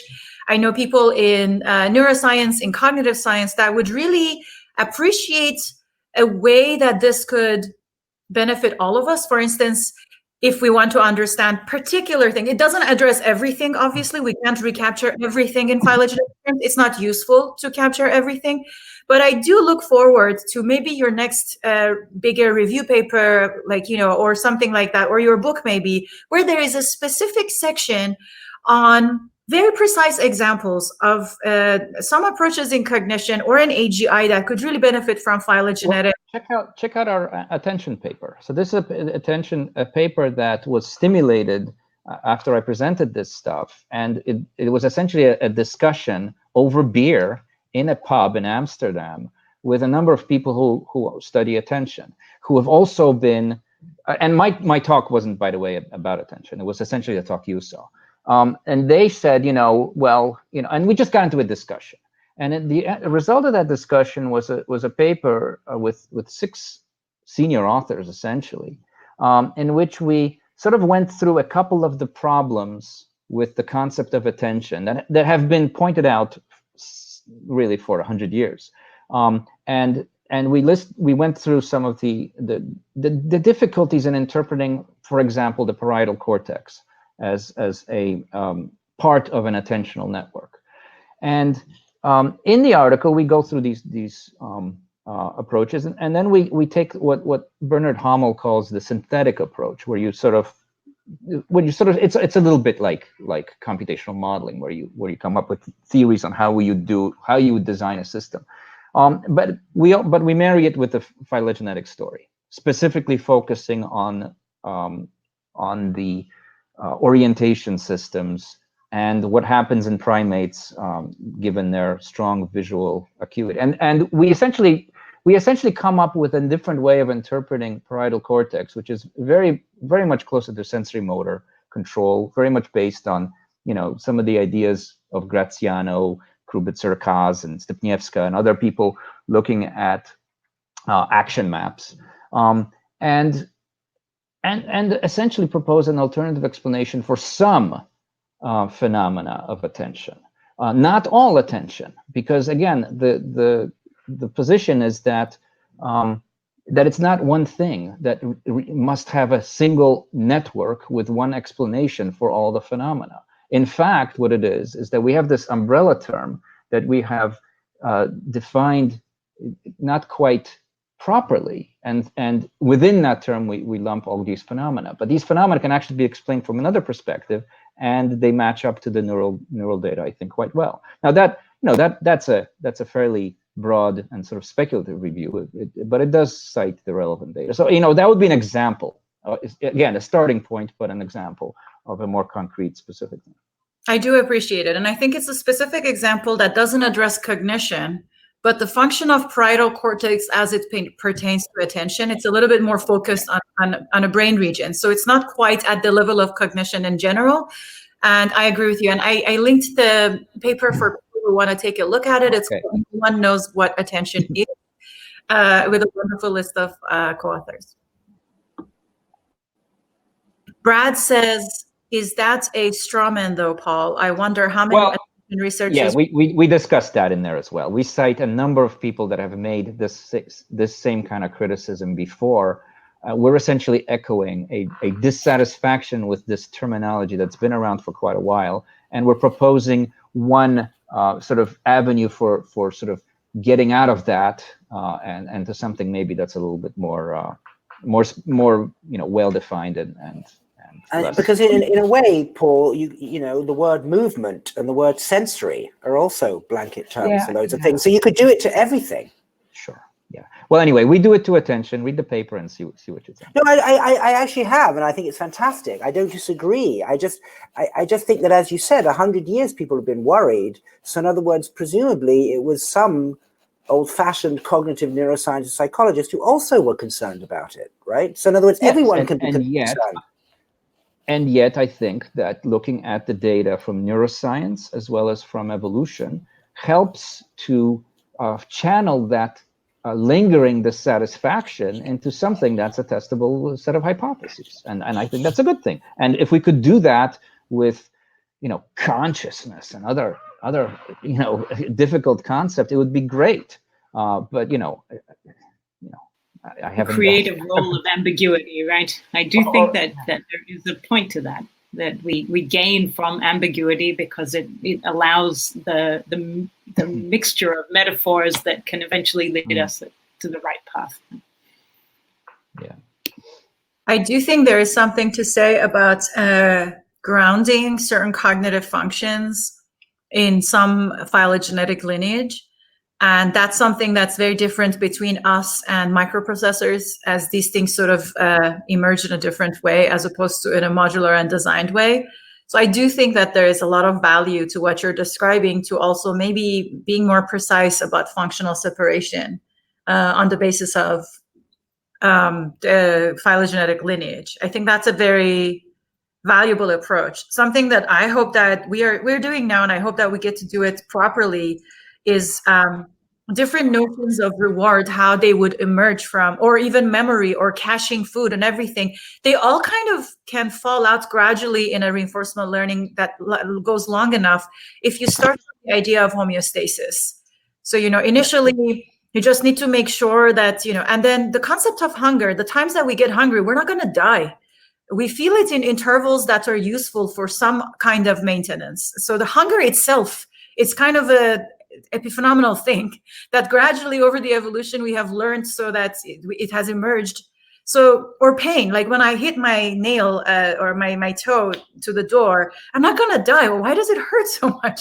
It will help me to avoid certain kinds of obstacles in the future that is going to be helpful in the long run.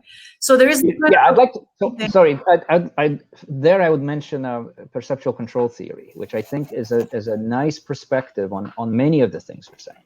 I don't know if you're familiar with this view. I am. I don't think it's quite getting at what I was describing in the sense of the particular notions. So pain or hunger, these are different from perceptual control, right? Their signal. Well, no, but perceptual control theory would provide a context for those things. Context, yes, but I'm more interested in the internal development of these different things. So what happened that internally we started to, all of us have the internal state of hunger and pain, and then it stayed throughout a lot of different evolutionary stages, right? I think that looking at that kind of thing in whatever domain, you did attention, I want to look at some kind of rewards maybe, or some caching or planning or memory that would come out of this long-term maintenance of my existence together with a short-term homeostasis combined together leads to a couple of different things that can emerge out of it. And I think computationally, there is a nice way to get there by looking at it. You're getting a book out. This is a good book. This is a really good book. Steve Wise and Dick. Oh yeah, prefrontal cortex is where I live. Yeah, That's compound. I know, John. But you keep, yeah, it's a wonderful book, but I just don't think that it makes your case. I mean, it's a beautiful evolutionary argument. No, I'm not saying it makes it. I'm saying it makes it. I just want to say one thing to Ida. Whenever I stub my toe, I tell myself, I know this is going to happen again. In other words, you just know. Lost. But it's such a great face to have lost him on.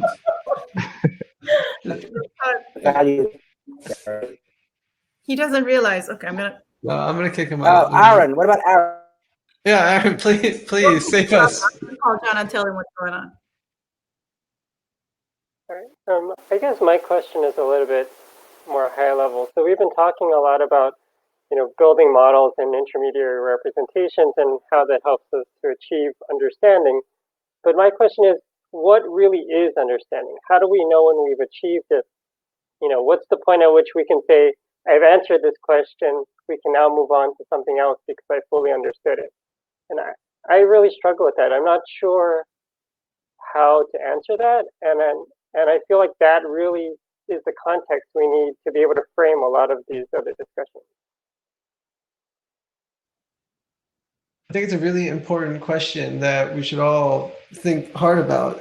For me, anytime I write down the word understanding, I then try to remember to cross it out because it's so poorly defined. And people often pretend like it's a binary thing. Like now we have understanding, but like a minute ago we didn't. But who's to say that there's phase transitions in understanding? Maybe it's a smooth continuum and we're just continually building more and more understanding. So that's not at all an answer to you, because there's still the question of like how much understanding is required before we're satisfied. To me, that seems like a very subjective, personal thing. Like the understanding I have of how my computer works, I'm satisfied with it. I have no idea about lots of the guts, and it's a level of understanding that makes me happy. I can use it the way I want. When it breaks, I can fix it the way I want. And so I think it's a very personal threshold that is okay. Yeah, I guess I was thinking back to the first session, lot of criticism about going too far horizontally. You know, you can spend all this time really dissecting a problem or getting really invested in like how a particular paradigm actually works. And like, I guess like we as a field need to sort of have a threshold at which we say, this is enough, we should move on. Maybe Adrian can comment, because your article and a lot of what you were saying was really about like this low dimensional constructs and whether they give us understanding or not, in a sense.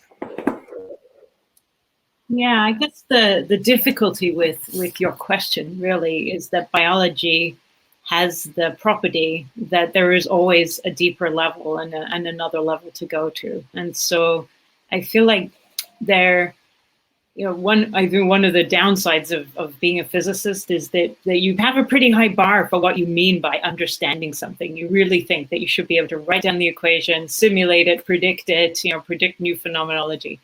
So that's the level of understanding I would like to get to, and I would like to be able to explain to you the structure of those equations and what are the interactions, what are the key terms, right, in those equations. That is great, and if we could get to that point with systems, I would feel like that accounts for my level of understanding. But then if I were a molecular biologist, I would say, but you have completely ignored, 97% of the reality of this situation, which is there are all these underlying, phenomenology that you didn't even bother with, right? So I think it's, sort of totals all the way down. We have to sort of choose a level of understanding, choose the structure of understanding that works for you at that level, or works for the field at that level. But be very aware that there are higher levels, that maybe John would like us to understand at, and there are lower levels at which my colleagues in the physiology department would like us to understand it. But how did that really, how did that synaptic plasticity rule really get implemented, and what may affect it, in terms of molecular mechanisms? And none of us are going to be able to work at all those levels. I think we have to choose one and find the level of formulation that is appropriate for that level, and then hope we can all talk to one another and gain from the understanding that is generated at those different levels. It is really, I think, a new situation that so many people from so many different fields are working in biology, right? Which something that I hated when I was a student. I ran away from biology classes, but coming back to it, I now remember why I hated it so much, but it does open all these very interesting doors, right? And it will require us to be respectful of knowledge that is not really in our own domain, and see what we can take from it. John, Aaron, I would just say too, I just posted something in the chat, a very interesting paper by Kaplan and Craver on where they basically try and sort of revise a position they took earlier on mechanistic arguments, where they basically admit that more details are not better. Okay, in other words, understanding actually, and it's a longer conversation, requires by definition omission of details.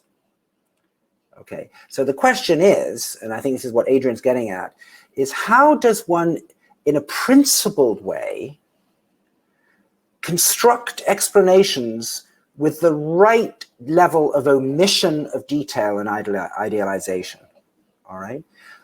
Now, in this paper and others, which maybe we could have a session on this, there are more principled ways to discuss how one omits and idealizes so that one can construct workable explanations.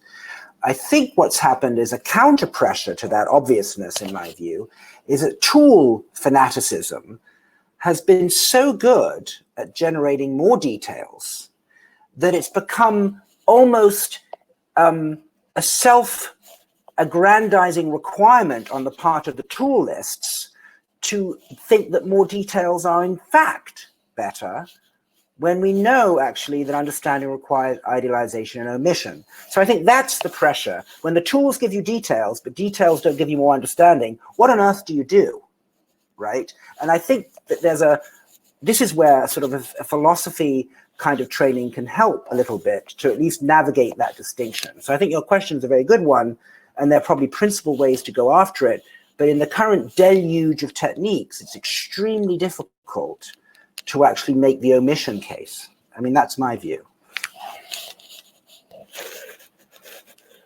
So are you suggesting then that, I mean, or maybe Adrian is suggesting that there really is no sort of proper level that we can all agree upon, and some set of representations that we should be sort of working towards or working on that will help us achieve some sense of understanding? Like it's sort of subjective. It's not subjective, I may just say, that what the philosophers call it is the contrastive causality, right? I think I used this explanation the first time you were here, that there are at least 5 explanations for why Socrates died, right? He was condemned by the government and he stopped breathing and everything in between. They're all equally valid explanations for the death of Socrates. And so you simply need to say, what's the causal contrast that you care about? If you want to know why was he condemned to death, then it doesn't really matter if he took hemlock or had his head chopped off, right? So I think one way forward would be to be pluralistic and know that any question has its different levels of causal contrast, and then pick. But what you mustn't do is ask your question at causal contrast level 2, and then think that your explanation at level 5 is going to cut it. That's where I get upset, is where people switch lanes with respect to the type of answer they give to the other causal contrast question. I think that's a really good point, John. Sorry, Aaron, just to follow up on that. Another thing that people commonly do, and I'm certainly guilty of this, is saying we have this one kind of causal contrast and therefore we don't need the other ones because this one explains it. And that's also not true. They all explain it. They explain it differently, and that's okay. Sorry. Aaron. So then it sounds like if you're interested in an explanation on a particular level, that there's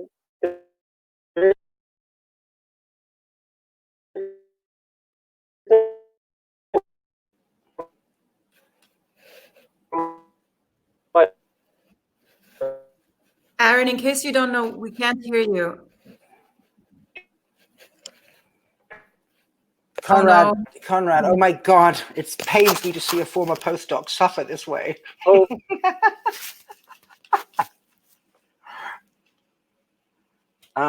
Anyone else want to comment while Aaron struggles? Are you back, Aaron? Yeah, I'm back, sorry. Okay, so you're going to have to go through what we just saw in gesture.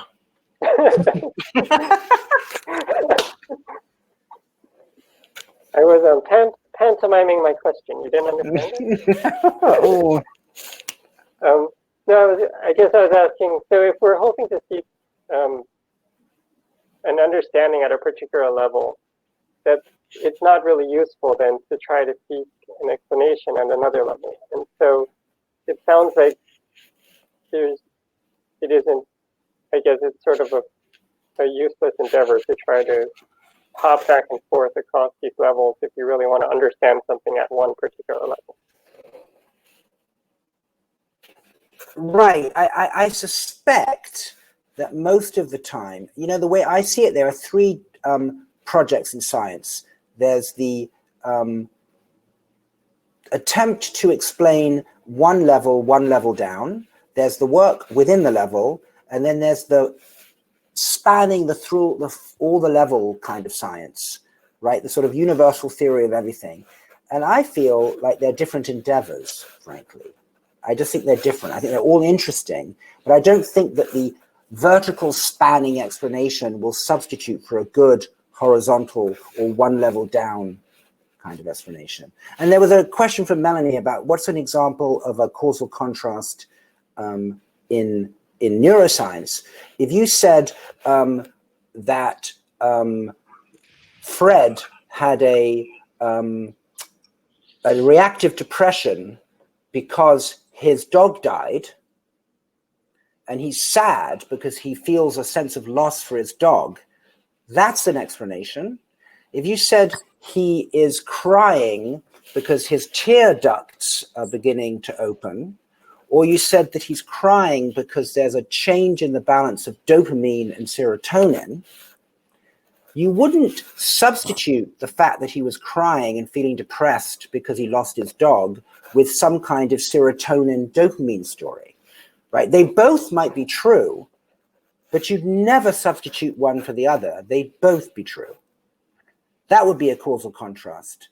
So a psychotherapist saying, I'm going to try and help you through the loss of your dog is no less useful than somebody that gives you an SSRI for 6 months because you're feeling the sense of loss for the dog. They're both equally valid explanations for the sadness.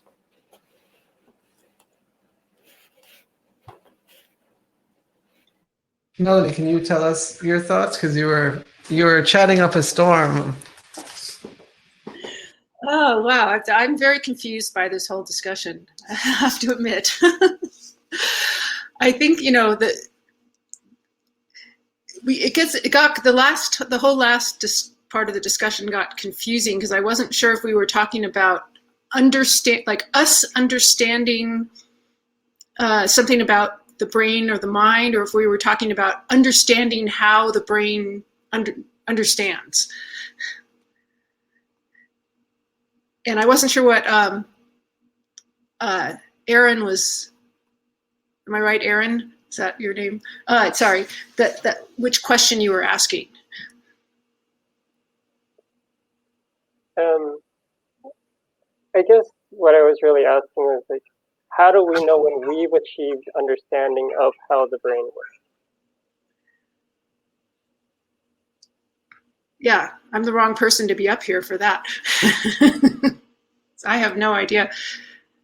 But I think Adrian was right. There's no kind of end to a question in science. That the explanations that we give are in terms we have this terminology that is further refined. I think of like Newton's laws, right? He had this notion, and it was a huge jump in scientific progress, where he said, okay, instead of just having all this descriptive stuff like Kepler had, we're going to have some laws, dynamical laws, which have causality. That is, we have force. But then the question is like, what's force? And people criticized him for having this concept of force and called it, spooky action at a distance. It had no mechanical underpinning. And then later, when people started understanding like nuclear physics, then there became some refinement of the idea of what force is. But we still have these terms that we don't really understand, like gravity. What is that mechanistically? People are still arguing about that. So I think this just goes on and on and on. And Adrian said it's turtles all the way down. I think that's kind of what she meant. Right. So how useful are those intermediary representations if we just have to then figure out what they actually mean in terms? So one thing that I want to add to the earlier question. Can I think it? Okay, it's good. So one thing that I wanted to add. I think it's Sean's camera. Could you kindly? Sorry, not camera, microphone. Somebody's giving an echo. If ever, yeah. If you mute, that helps. Oh, is it working now? Oh, it's good. So one thing that I wanted to say to Aaron is there were different people in philosophy of science thinking about exactly the question that you raised, which is a great question. When do we know that we have understood something? When is it? So some folks thought, so Descartes had this idea that it's like destroying a building and rebuilding it anew every time you had to update last theories. Otto Neurath, many years later, suggested the idea or the sort of a comparison to this ship that is in a storm and you're rebuilding it. And then that sort of analogy turned into a raft in other philosophers, etc., including Ernest Sosa. The thing that is common in these, and then you had the falsification ideas that came from Popper that are the most well-known, I guess, among scientists. that you just can falsify things. And at some point, the idea there is that even if you reach the ultimate answer, which according to some is 42, you're still not going to know. You're still not going to know that you've gotten there. So there is these different ideas. And one idea is that basically it's the ship that we are rebuilding constantly while in a storm because we are using it, etc. There is a lot of arguments from successive science. So if you build a bridge and the bridge holds up successfully and you can cross over a river, does that mean you understand a lot of things? So some argument is that you don't need understanding to build something. So the kind of Feynman ideas of, oh, I will only understand things if I can build it. A lot of people have argued, no, actually, you can build something without understanding what's going on, which is probably what will happen in many cases in AI, where we would manage to achieve certain kind of level of performance without understanding. And I think Melanie does a great job of describing this in a lot of her examples. So I think that your question is very deep, but the answer to it, it depends from which philosopher of science, which discipline you would ask. And I think the answer is we're never going to get to a full understanding of anything. The best we can hope for is that the ship that we are rebuilding is in some notion better than the ship we had before. And that betterness is not based on the success of science in building something. It could be something like Jonathan Flowers was saying, and perhaps we need to understand the mind from a lot of different kinds of metaphors in order to progress our understanding of the mind while maintaining the idea of computation for brains and neurons, right? And so I think one of the things that John talks about, this vertical levels, or Melanie talks about in terms of crisis of meaning, or a lot of other people talk about, including even perspectives like what Paul brings in, where he says, hey, let's capture it from this other perspective. I think all of these, and that's part of our hope here, are profoundly valuable in realizing understanding has these different sort of dimensions. And I think your question beautifully brought it out in everyone. Thank you for that.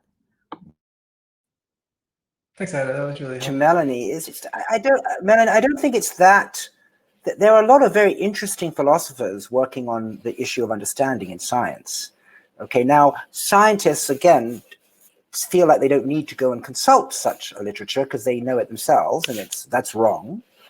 But there are very thoughtful pieces on what understanding is, right? In other words, you have a phenomenon, you have a theory that is intelligible, that you can use to construct explanations that are understandable. And what does one mean by intelligible? Well, what it means by intelligible is that through practice, you develop workable intuitions with which to use that theory to construct explanations of the phenomenon P. So there are ways to think about it. Now you take those notions that philosophers and others have built about understanding, and you combine those with the notion of causal contrast, and it begins to be less problematic, right? In other words, it's not so terrible. I think, Aaron asked the right question, which is if you have a notion of understanding, and there are clear ones, there are disagreements, obviously, and you have your causal contrast, then in a way we can actually stop veering into each other's lanes and jumping too far vertically. I don't think it's actually that complicated, quite honestly. What's complicated is to do good work horizontally at any of the levels. We all have to do good work. But I think we mustn't have real difficulties obscured by pseudo difficulties.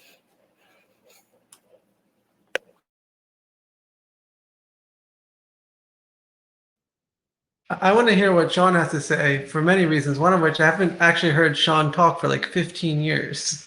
So it's nice to see you again, Sean. I've been trying to get better remembering to introduce people, just in case not everyone here knows who you are. So Sean, why don't you just introduce yourself quickly? Oh, you're muted, or de facto muted. You're muted. Oh, now you're muted. Can you unmute now? We can't hear you. This happened to Adam last time. Yeah, he fixed it by joining with his phone. So it happened to me too. I fixed it by exiting and entering it. Oh, I hear an echo. You hear now, Sean? Sorry. No, that was Melanie's echo. We can't hear you. No. Do you want to? Okay, so do you want to invite him again? And in the meantime, Kanaka is telling me. Oh, any luck now? Yes. Yeah. Okay. Happy to I just had to change the mic that it was using. Yeah, nice to see you, Josh. We were grad students together with Liam Paninsky, and do I want to give a year? 2005, I think. Sounds about right. It was a good year. I think it was 2019, actually. Oh, yeah. Right. That's what I meant to say. Yeah, I'm an assistant professor at Columbia. I don't know that I have a lot of interesting or smart things to say. I've really enjoyed the conversation. Maybe just one of the very last things that was commented on. John, you said that people in neuroscience don't think they need to consult the philosophy world to get to understand what understanding is, because they think they already know it. But conversely, does it really matter to know? Like, given what most people do day in, day out, how important is a philosophically founded understanding of understanding going to change the practice of experimental neuroscience? Well, it would get rid of a lot of silly reductionist claims that get made.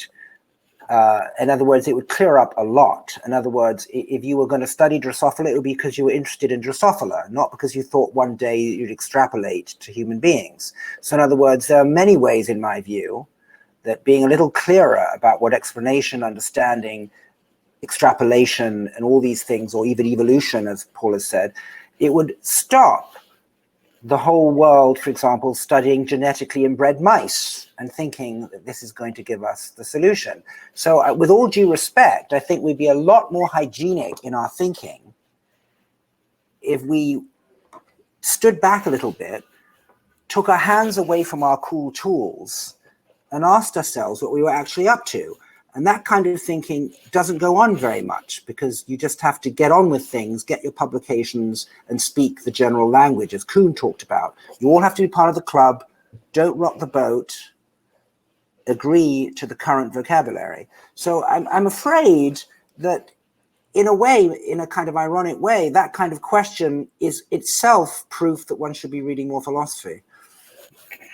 Well, I mean, I would say that no one is, right? At least the people that I talk to on a regular basis, they're worried, as you said, about how to get their papers into CNS. But as Daniel Dennett has pointed out, you're always doing philosophy. There's no way. Just so I can explain what I mean, if you say, I just saw a really good paper on bioRxiv, the word good is a normative concept. There's no good variable in the paper. So as soon as you say this is a good paper, or this is an important paper, you're doing philosophy. And now you have to decide whether you want to be a little bit more thoughtful about how one uses those words, or just use them in a kind of casual way. And that's all I'm saying. I'm not saying that one has to get a PhD in the subject. I'm just saying that one does want to clear up one's concepts a little bit and clear up one's claims. And then maybe we would have a little less vertical hyperbole. Someone else said something in the chat, shifting gears a little bit, that I thought was interesting. You pointed out that there are these different equally valid explanations. Your dog died, your tear ducts are opening, or your brain chemistry is changing. And the comment was that they're not equally valid, that most people would agree that the answer is that your dog died. That's the explanation for why someone is upset. So how do you deal with that? Well, I mean, that's it's very interesting that you should be asking that, because if you look, there's a wonderful paper in Annual Review last year of Psychology on the history of psychopharmacology, right, where psychotherapeutic explanations of depression and sadness were slowly substituted for by pharmacological theories of people's states.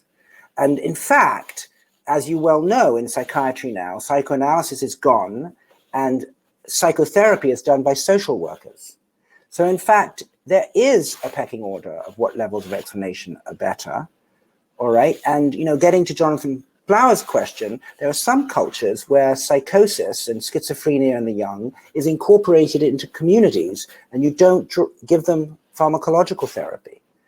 So in fact, there are very strong pecking orders for what are the best explanations for the particular phenomena, unfortunately. So, but that contrasts with what you said to us before in terms of these things all being sort of equally valid explanations. But if there's a pecking order, then at least organically in society, that's not the case. The ideological use that different causal contrasts are put to is not my job to worry about. I'm just saying that it is going to be true, unless you're a dualist, that there is some neural, biochemical, neurotransmitter explanation for being sad, and is it the one for being sad because your dog died? They're all going to be true. I mean, I just don't know what society is going to decide they prefer. For psychiatry, psychopharmacology has been far the preferred causal contrast. Well, at least over the past 50 years. Yes. Sean, aren't you a psychiatrist? I am a psychiatrist. Yeah, I am a psychiatrist. I'm a sort of a lapsed psychiatrist, although I still have my license. Yeah, I think maybe the point is that as scientists, our goal is truth, and if you're a tear duct scientist, then you're going to study the tear ducts. But that leads into a completely different topic, which is whether or not, given limited scientist resources, that they should be disposed in a way that is aligned with what society thinks is important. And I don't know that we want to open that can of worms. Our theories should align with what society thinks is important. No, well, I mean the development of the theories, the scientific resources, us as scientists, as resources in the scientific enterprise. I mean, I would just say the one very simple answer to your starting question would be that I have a feeling that if we were a little bit more philosophically inclined, we'd be more pluralistic in causal contrasts, and we'd be much less likely to think that the best causal contrast is the neural circuit, which is where we currently are in neuroscience. And I feel like if we were a little bit more ecumenical, a little bit more philosophical, and a little bit more pluralistic, we'd realize that they're all good ways to explain phenomena. And what's happened is we're in the grip, based on tools, of a complete circuit mania. And that's my concern, is that we are placing one causal contrast above others for young graduate students and postdocs. And I feel that's problematic. Do you think that I mean, bringing it almost full circle to the beginning of the conversation, that is a consequence of the fact that we have so much growth and revolution in computational fields, in computer science and statistical physics, and people who are thoughtful people want to know how they work, so they come to neuroscience and they bring the tools that they have. Yeah, but it just suggests that there's one real meaning to the how do they work question. I was having this argument with Josh before we came on. I just feel we have to expand what we mean when we ask how does something work, and it doesn't have to boil down to neuron A banging on neuron B. I think there's something extreme. I mean, for myself, I'll state my own biases. I'm smack in the middle of circuit mania. I think that there's enough tantalizing evidence that the computer as more than metaphor is a meaningful framework within which to ask and try to answer answer neuroscientific questions. And so therefore we look for these parallels, and we look for how to draw those lines and come up with a coherent theory of circuits. And getting back to something else that came up before, about the idea of whether or not sensory motor neuroscience can inform cognitive science, the idea that certain circuit motifs come up again and again, and maybe computational building blocks with which you could deploy in different contexts. That seems like that's a very compelling idea. Wait. Sorry, I have to take a couple of sort of moments to address a couple of things that you said. Computers as more than metaphor can inform circuit scientists. Yes, that's correct. We are everybody's fine with that here. Sensory motor circuits can inform cognitive science. That is the most sort of acceptable thing. No one is going to argue with that. The kind of frameworks that we have an issue with is that understanding sensory motor circuits is sufficient for understanding everything else, including everything in the prefrontal cortex, language, higher cognitive functions, etc. That reductionist view is the thing that we are disagreeing. Nobody disagrees that it can inform. Nobody disagrees that computational approaches are useful for circuit level understanding. Another thing I want to say, when we talk about philosophy, again, the way you phrase things, you say, oh, who cares about the philosophy of understanding? It's not about that. It's not about some particular papers or knowing, like John was saying, it's not about getting a PhD in philosophy. It's about a process within which one is honest about the extent of one's expertise and the reach of one's sort of subfield, right? And I think that's where I think perhaps that confusion comes up, and I appreciate and thank you for allowing us to clarify that. We are not saying that circuit science is useless. We're saying that circuitology as something that is going to overtake the entire realm of cognitive science and claims to solve everything. As a science or as a religion? I mean, honestly, I'm not sure at this point you can declare the religion. It will make you tax exempt at this day and age. But the thing is, and also, again, coming back, the computational models of circuits are not going to identify your dog as a cause of your dog's death as a cause of your depression. And I think that this brings us to that level of understanding again. I think I'm with you that yeah, go on. So I just want to make one small point of clarification, because I am agnostic, and if you pushed me, I would say I agree with you. But I'm mostly agnostic on the point that circuit neuroscience, sensory motor circuit neuroscience, is somehow going to give us all of the keys to cognition. In fact, I'll go ahead and declare that I would bet against that. However, I think there's still so much to learn in circuitology, and that those the building blocks that we would discover from those pursuits will be useful in our ultimate discovery of cognitive phenomena. That in some ways this conversation is, well, I'm going to get in trouble here, but I'll go ahead and say it. It's premature. We have still so much to do on this sort of basic neuroscience in the industry of neuroscience as it's been articulated over the past however many decades. But just let me respond to that, because again, we are very clearly criticizing people who claim that if we understood such and such sensory in a rodent, we can understand everything about cognition. That will never happen. The fact that you're saying building blocks, it can be helpful, it can be useful, we're all on board with that. I mean, I'm on the committee of cosine. Like, I'm obviously I love the cosine community. I did test my models at single neuron level in humans, in patients at Columbia, in fact. So I'm definitely on board with the fact that we can learn a lot from circuits. However, that does definitely not mean that you can reduce everything at the cognitive level to circuit level, and we don't need to wait 200 centuries later to understand that. It's just simply the fact that, yes, it can be helpful. Can it solve everything? No. If we funnel all the funding and CNS sort of publications and sort of resources to that, is it going to be counterproductive for the future of neuroscience and AI and psychology and cognitive science? Yes, it will be.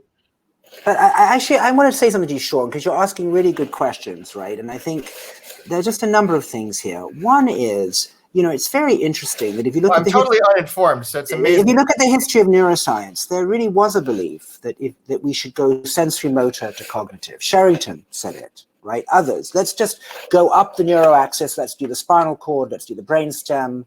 And then let's go up into cortex, okay? And then there was a kind of switch. As you know, there was at Janelia, you have this mechanistic cognitive neuroscience initiative, which is saying, instead of going via sensory motor, let's keep the simple circuit, but let's call what it's doing cognitive from the get-go, okay? So it was like doing a kind of move over from going up the sensory motor chain and getting to cognition. Let's get something very simple and Sherringtonian and call it cognitive. And I have issues with that, okay? Hidden in your statement in the sensory motor is, let's get sensory motor done first, and then we can move on to cognition. It's too early to worry about cognition. So it's sort of like a neo-Sherringtonian argument. Second is the building block argument. I find the building block argument I mean, one of the things, Melanie was on before, who's now a named professor at the Santa Fe Institute. One of the things that the Santa Fe Institute has taught me is that the physics of building blocks and the physics of the interaction of building blocks are completely different fields. Okay. So that's the deep lesson of physics, is that the interactions have a different mathematics to the individual objects. So when you say a circuit motif, you are implying that you take one circuit motif and then there are 1,000 of them, and it's some easy scaling of the initial one, and we don't have to worry about emergent interactions and qualitatively new properties. So the building block, that would be like me saying, what's the difference between a hotel and a church? Bring me the brick that built the church and bring me the brick that built the hotel, and I'll look at the two bricks and I'll be able to tell the difference. That's impossible. That's not the right metaphor, because in this case, the bricks of the church are little hotels, right? And so I agree that if you want to construct the mega circuit, the brain, philosophy, psychology, and ultimately philosophy, from little sensory motor circuit motifs, it's going to be very challenging, and they may have very different physics. The physics of the circuit and the physics. So the building blocks argument is all. If you don't know what the building blocks are, can you develop the physics? Maybe, but it seems like it's not an unreasonable thing to say that it's going to be a lot harder to develop the physics at the higher level without knowing what the building. Actually, that's not true. I mean, complex systems, the mathematics of complex systems work for hurricanes and traffic and ants, and there are very similar interactive descriptions which are independent of the actual elements themselves. So it's a different science. There are great examples. I agree, but all I'm saying, the building block argument is just reductionism in disguise. Well, maybe I'm guilty. I think both can be true. Like sometimes the building blocks are helpful and not always. Like there's an example of entropy. I read this great book called Entropy Demystified. So entropy, people understood like Boltzmann equations, things like that, before they knew about atoms. It's a perfectly fine thing. It's remarkable and brilliant that they could do it, but they also didn't need to know that there were atomic things in order to have it. So I think it can go both ways. I think John fundamentally believes that it can't go both ways, that you won't use the building blocks to inform the explanations. And I think I'm saying that the building blocks will be reassuring, confirmatory bits of information, and it's good to know. But what I don't think is that the aggregate property that you use to explain with will have to incorporate details about the individual physical objects. That's my point. I fully agree. I don't know if you noticed, I put in the chat before when you were talking about a similar point, that one of the most important quotes that I've remembered in my entire neuroscience career was from Bill Bialik, when he said that any good theory, the details will fall away. And the classic example is temperature and the position of all the atoms in the room, right? Or all the molecules in the room. And so I agree. It may be that the building blocks will completely fall away and they're irrelevant to the theory of to some theory of cognition. But there's also, maybe, and this gets to my ignorance, as many things do. What can we do without the building blocks to build a neuroscience of cognition? A lot, right? I mean, are you gonna? I mean, maybe it would be good. We've been trying to persuade Ida to speak at this, and now I think that you provoked her. I persuade you by just speaking over and over again. But I think that Ida will show you how you can have extremely useful ideas in cognitive neuroscience with causal ideas, generalizable ideas, without having to worry about building blocks. It gets to the causal contrast. They're all equally good, Sean. It's not like I'm saying get rid of them, but it seems like it's very hard to let go that there's something special about building blocks, like it's the proper way to do it. It's not like we shouldn't have it. I agree with Josh, but we just have to let go. I mean, why did they get priority? That's what I find so fascinating. I just really like those PCA diagrams. Those things, they're awesome. So that's kind of my whole thing. I personally think non-negative matrix factorization is better. Hey, I don't care as long as you get a trajectory out of it that I can put in a paper. That's really all I care about.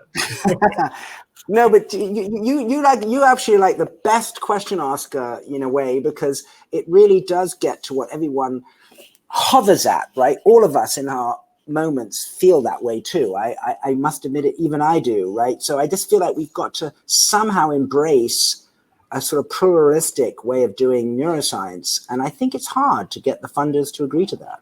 Well, I really appreciate you guys letting me speak for a few minutes here. And also, I really, even though I challenged at the very beginning this whole concept, like, why do we care about having understanding? I'll tell you, this has been so much fun. And I think there should be more of this. And it's unfortunate that it's not part of day-to-day neuroscience. So. Well, thank you, Sean. Really awesome. Well said, Sean. We can go to the next sessions also, because that perspective is, we need circuitologists. Well, I've been wanting to, I only knew about this before the previous one, which I couldn't go to, but, I guess I wasn't following the, Twitter as closely as I should have been. And now I'm plugged in. The more you know. Thanks, Sean. Yeah. Sean came in. Who else is there? There was someone. Well, John, it's 6:17. Oh, sorry, I didn't even notice. That's fine. I'll just have a scotch. We no longer have a sense of time in these days. It used to be that by 6 we felt tired, and now it's like 6:17, and I feel like it's 5. It's we get very into it, I guess. Yeah. Well, I mean, that's really wonderful. I think it was great that everyone. And it was lovely to see former guests come in, right? Paul and Adrian and Melanie. That was really wonderful. And having Aaron come in, brought a tear to my eye to see a former postdoc just surpass. It was wonderful. So anyone else want to finish? Murad is suggesting Abel Torres. Oh, would have been amazing. Oh, is Abel Torres here? No, I think they're just suggesting maybe for next time. But Abel Torres is here, and they have been discussing so far. Mm-hmm. I just invited Abel, so if Abel's here, then Abel can join. And then I wanted to say about this trajectory thing. I sometimes wonder, so some of my artist friends, what they do is they look at, for instance, science books from the 70s, and then they start to analyze the pictures and the styles of images that are used to explain things. And I do wonder if there could be a very good project of analyzing the styles of images and figures that people use across different departments in computational neuro for different kinds of explanations. And Sean was right that this trajectory thing with PCA is something common in circuits. Oh. Can you hear? Yes, we can hear you. Hi. Welcome. Not sure it's enabled the sound. We can hear you. You can hear me? Yes. Okay.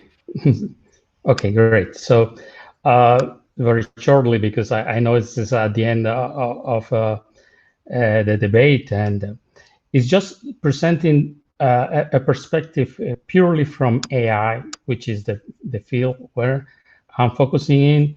And when I look from the point of view of AI to these big questions of understanding, representations, and all the problems of reasoning, I look first towards neuroscience and cognitive science, trying to have more high-level guide.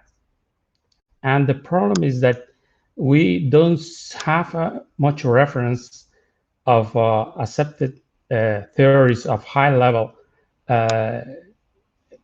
theories of intelligence and reasoning, and that's why somehow AI field has itself created some versions of this terminology in the way it's implemented in machine learning and artificial intelligence.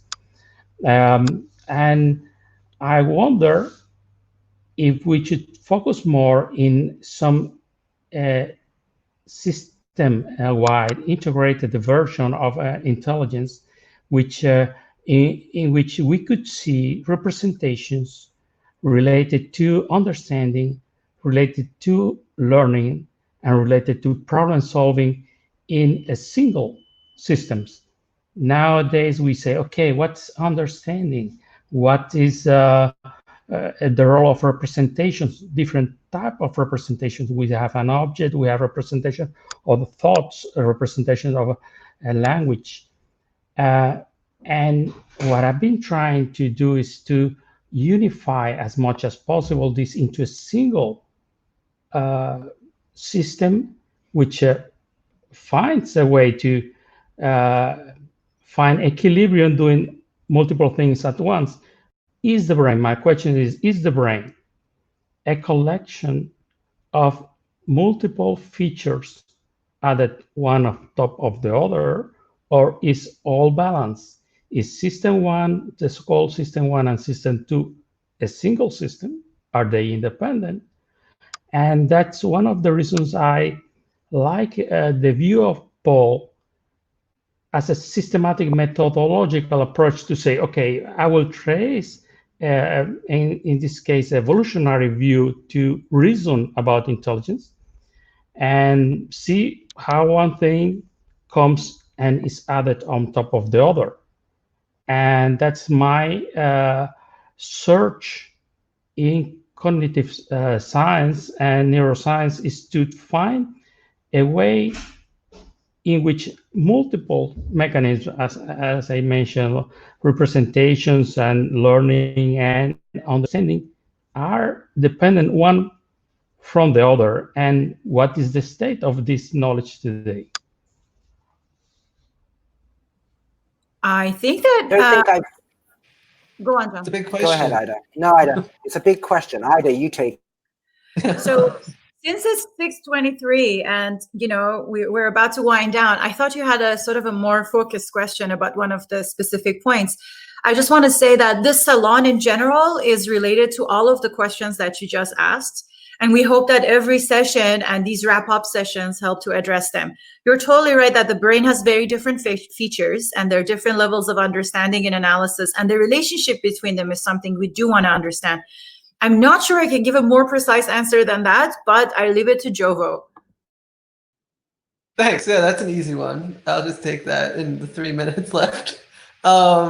I think it's a really important question, and just like you said, Paul's ideas are related to other ideas. That it's really easy in neuroscience for us to say, "Oh yeah, we're going to explain reasoning or cognition or whatever." And I mentioned this before. There's a Twitter account that just adds "in mice" after the publication titles because people study something and they just say, "Now we understand decision making," but it's like "in mice" or "in flies" or whatever.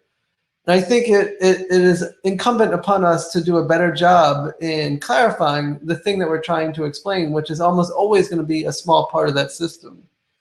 And the goal that you're ascribing is saying that maybe we could try to figure out this bigger, more comprehensive system. I just think it's really hard, and there's been lots of people who've tried to do that. There's a whole book, Large Scale Theories of the Brain, and then Rajesh Rao has this Bayesian brain book, and there's lots of other ones like that. I find them to be mostly unsatisfying in the sense of, as you try to explain too much, I find that you often explain too little.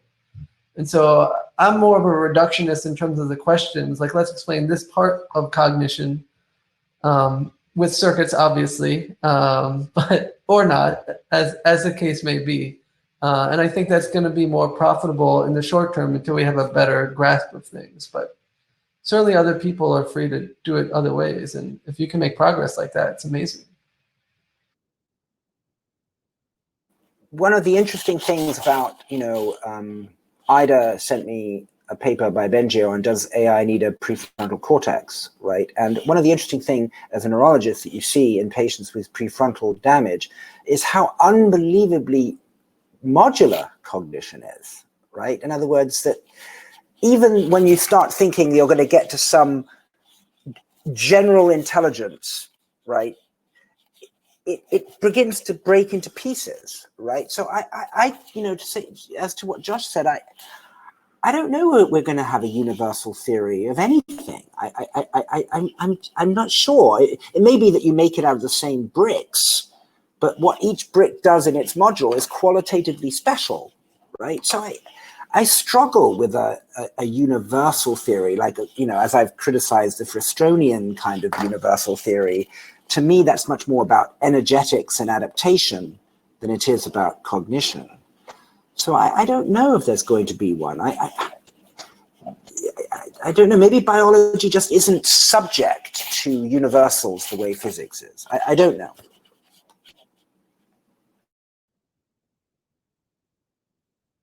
I think that's a great point to end on. We have the next several salons to figure out the answer. Thank you, Abel. Thank you, everybody, for joining. Everyone, we are getting requests to make a Learning Salon merchandise. If anybody wants to volunteer to help us do that, please do. We will have logos, everything. We'll have neo-Sherringtonian circuitologists. Circuitmania. Oh no, you're my WrestleMania shirts. John, you're muted. You're still muted? It's an act of God. You're muted, John. I unmuted you. I unmuted you. Shut up. You too. I'm going to go on strike. Are we in the room still, or can we just go be there on our own? We're still alive, I think. We're still alive. We have to say goodbye.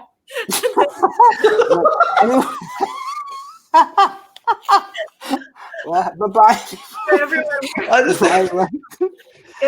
everybody. Thank you. Thank you, everyone. We're very happy to have you all here. Join us next time. We're going to have John Langford next time. And we're going to talk about reinforcement learning and AI.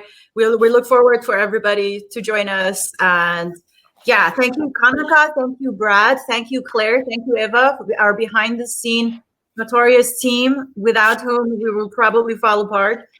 And thank you for everyone who participated and was in the living room on stage. I feel like we're doing a lot better every week, and I really appreciate the chat. I hope someone saved everything because I missed a lot of things. Yeah. Thank you, everyone. Bye. Okay. Bye. Again. Bye.